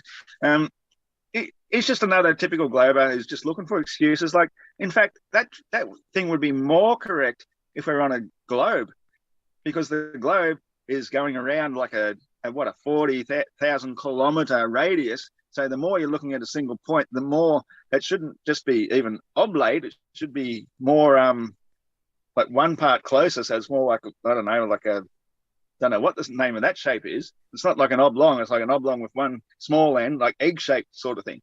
That's how the star circle should appear from a globe. But because it's the stars themselves which are moving in perfect circles around the midpoint Polaris, that's why wherever we look at them from, we'll always see them making perfect circles, because that's the way they're moving, not the way we're moving. And a $10 super chat, thank you so very much, from Norman Dixon. Ross, we don't use magnetic compasses for navigation typically. Your answer to my question was nonsense. Just say you don't know something when you don't know. Well, actually, I described why we didn't use a magnetic compass, didn't I? I said we don't use the magnetic compasses anymore, but back in the day when all navigation was done using a magnetic compass, that's why the latitude lines are big circles that get bigger and bigger the further away from Polaris you get, which actually happens to align perfectly with magnetic north center. So that's the way our charts are made, and we're still using the same charts today. Now, we have different technology today. It's called GPS, which stands for ground positioning system. From fixed No, it doesn't. towers, That's a lie. That's a lie. Don't lie. Sending out fixed radio signals to ping from different points so we can triangulate exactly where we are. And that's the way navigation works today. So we can go in straight line without having to rely on a magnetic compass any longer. I'm not finished, Craig. I'm answering the question. I've got a question for you. Yeah, well, you can ask it in a minute. We're talking about fixed points from towers sending out signals, which they can then give you an exact location of where you are. If we're using satellites zooming through the sky as we're zooming through the sky and all this other sort of bullshit that you guys believe in, it wouldn't work. But because we have fixed towers everywhere, we've got ships with their own towers, which are mobile signals, so we can also detect where they are in relation to our position. The navigation now works off basically radar. It's been advanced a bit because we can have computer programs into things to show technical outlay on the maps that we can use. That's why we're not using a magnetic compass anymore. As I said in the first place, we're taking a shortest route that we can determine because we know that the Earth is flat. We're not going over huge chunks of water. We're not going over big curves. Okay, now you can ask your little question, Craig. So answer, and then he still has to ask the final word. So, Ross, why do airplanes have GPS receivers on top? Well, because it's the most logical place to have them, isn't it? They'll get damaged on the bottom. Wait. You said that GPS is ground positioning systems, yet planes have their GPS receivers on the top. Think about it. You can call it the top if you want to. I mean, it's definitely the top. It's the bit pointing towards the sky. Okay, I'll answer you. Because it's not pointing towards the sky at all. It's because the radio waves are being beamed out from the towers 360 degrees from every tower. And so they're still going to hit the plane somewhere, regardless whether it's the top or bottom or side or whatever. They're still going to hit it somewhere. So you put it at the top because that's the most safe and sensible place to have it. The GPS receivers point directly into space. Iron, last word, but no questions. Nothing's pointing into space. You've just got more surface area between the top and the bottom of it receiving the signal. That's not pointing into space whatsoever. It's ridiculous. You've got more surface area sideways. And then a $10 super chat from Victor Hollock. Thank you so very much, Victor. Fight the Flat Earth. Thank you for being a front line of defense. I personally had some horrific instances of being taught dangerous pseudo ideas that were never challenged, and it hindered me in school and life. I'm really happy that you managed to break out of the cult-like mentality that things like Flat Earth force on you. It's unfortunate that when you get indoctrinated in that way, and this is why Flat Earth is such a dangerous thing, because it is an indoctrination. It is a brainwashing. It is a cult that literally ruins lives. So I'm really happy for you that you've managed to break out of that stupidity. Congratulations. I can't believe Craig didn't realise the sarcasm in that, because all the indoctrination is sending everybody to a heliocentric dialect. And so this person is trying to be sarcastic to you and thanking you. Literally wasn't being sarcastic at all. In actual fact, Flat Earth is the escapism from the indoctrinated from reality. Flat Earth is the escapism from reality. Where we start to think for ourselves and stop believing the indoctrination. You've never thought for yourselves in your life. Oh, bullshit. $2 super chat from Jake the Surgeon. Cite one source that says light doesn't exist. You can't. There's darkness. Darkness is the absence of light. So there's examples of that. Once you get above where our light exists, above the firmament B, it's dark. And so this is going to be the final question. It is for Iron, and so after that, I'm going to give it back over to Fight the Flat Earth for their final statement, and then Iron for their final statement. But a $5 super chat from Beetle Tuba. Flat, why don't you trust the professionals in the field? I'm in a scientific field. Dude, we're normal people. No one is trying to hurt you with a globe. Okay, well, I don't trust mainstream science, basically because all they're doing is earning a career. If you try to speak up against that, you get shunned, you no longer have a job, you kicked outside the community. You have to go along to get along. You have to follow the mainstream. If you dare turn up like this one famous engineer, his name, Brian, somebody sketching at the moment, he was an engineer, trained engineer, and so he started investigating the flat earth, and he found all sorts of reasons why the flat earth works and why the globe doesn't. And so what happened to him? Somebody goes and reports him to his boss, and he nearly lost his career. So he had to basically drop his channel, because obviously our first concern's always with our family and making a living and paying our rent or our mortgage and our bills. And that's all most modern science really is. It's all about having a career. Whereas when you really look into it, all these careers are coming off the backs of selling us snake oil. You know, how much that, I think it was 700 or 70 odd billion or something that Pfizer made profit. That's above and beyond all their costs just in the last year alone from all their vaccinations. So why would I trust somebody who is making a massive profit and I'm not seeing any benefit to mankind from it? I think it's all a load of shit, every last bit of it. And all you're doing is ripping off humanity. You don't give a shit about us. You'd rather see us dead and buried because you've got an agenda. You want world depopulation, and it's highly profitable on the way to get rid of us all. And we're standing up. And all right, I'm going to read these out, but I'm really just going to give it back over to the people. Thank you so much, Bodie McFace for 666, Wolf0620 has great vids of Sith Star Trails from Perth, Ross Stop Lying, and $5 super chat from Norman Dixon. Ross, more nonsense, you know nothing about navigation. Just say you don't. Iron, you can answer that in your ending if you want. We're just throwing that out there because I am thanking both of our interlocutors, and I'm handing it back over to Fight the Flat Earth so they could give their last statement and also say what they got or where they got going on. Hey guys, I'm FTFE. So today what's happened is Ross has gone nutter over and over and over. Ross's entire argument is an argument for incredulity. Oh, that doesn't make sense to me. Oh, that's absolutely ridiculous. Oh, I can't believe that happens. Frankly, I don't care about your incredulity. It doesn't matter. Science doesn't need you to agree with it to still be true. That's the wonderful thing about science, is it's still going to be facts, whether you're smart enough to realize it or not.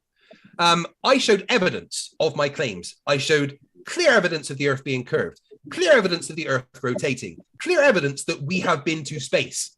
Ross went nutter. I asked for citations. He couldn't give any. I asked for evidence. He couldn't give any. So there's nothing, there's no argument here. Ross didn't bring an argument. I will again say thank you to Ross for jumping in. I know it's last minute, and I know it's probably quite early for you over there in Australia. And I do appreciate you jumping in because Howard was far too scared to debate me with the format that we agreed. So despite the fact that I very much disagree with you, I do give you my sincere thanks for jumping on and having this debate and not wasting modern day debates time. If you want to see more of me, then please head over to my channel, FTFE, youtube.com/FTFE1. New debates every week, new debate shorts every Sunday, new episodes of Flirts with Idiots coming, and the launch of FTFE 2.0 very soon, where I'll be doing a bunch of science documentaries, working alongside people like Professor Dave and Kyle Hill. So thank you very much for having me on, Amy. I do appreciate it. Absolutely. Thank you so very much, Fight the Flat Earth. And with that, Iron, the floor is all yours. Tell us what you got going on and your final statement on the subject. Yeah, thanks, Amy. Look, I do find it quite incredulous, really. Like, this is my only argument from incredulity, because everything I do is I base on facts. Everything I've said is factual. There's no observation of motion. There's no observation of any of this other utter nonsense that the helioists like Craig has to defend vehemently and try and then put down their opponent personally in order to defend. And yet these people are actually making a living. They're making a profit. Him and Dave, whatever his name is, all these people actually making a profit of debunking or refuting the truth. Whereas I've never made a single cent off flat Earth, and I never intend to. Everything I do for free. I've never monetized anything on my channel, even though I might have tried to way back in the early days. Now I don't even have 1,000 subscribers. So, if you can try and increase my content to 1,000 subscribers would be great, because that way I can at least do some live streams with my only means of doing a live stream with my mobile device. Until you've got 1,000 subscribers, you can't do that. And my laptop is rooted. The camera and the microphone are both pretty terrible. So there's no point trying to do a live stream from that. I'd rather be out in the field showing real live flat Earth evidence as it exists while I'm talking about it. Otherwise, all I can do is I can record videos and later upload them. And I don't intend to make any money out of it. Unlike these trolls on the edge of society who are they got all their different little followers, and there's a lot of them, because none of them want to have their illusions shattered. That's why they can have thousands and thousands of subscribers and make a living off it. They can put ads all through their videos, and then try and accuse us if say, a famous flat earther does have some ads. Oh, look at him trying to profit off it. And yet they're making a profit of trying to fight the truth. And that's all we are. It's all we're concerned about. We don't care if the earth is flat and round, oblate, you name it. If you can provide evidence for it and convince me, I will change my mind and I will go back to being a helioist like I grew up being. But as Craig said, the ability to be able to change your mind is being a true scientist. That's what we have done. We've grown up with our indoctrination and we've escaped it. And it's like they say, if a snake unable to shed its skin will cease to be a snake. It will suffocate it and kill it. We've shed our skins. We've moved forwards. Not saying we're snakes. It's just an analogy.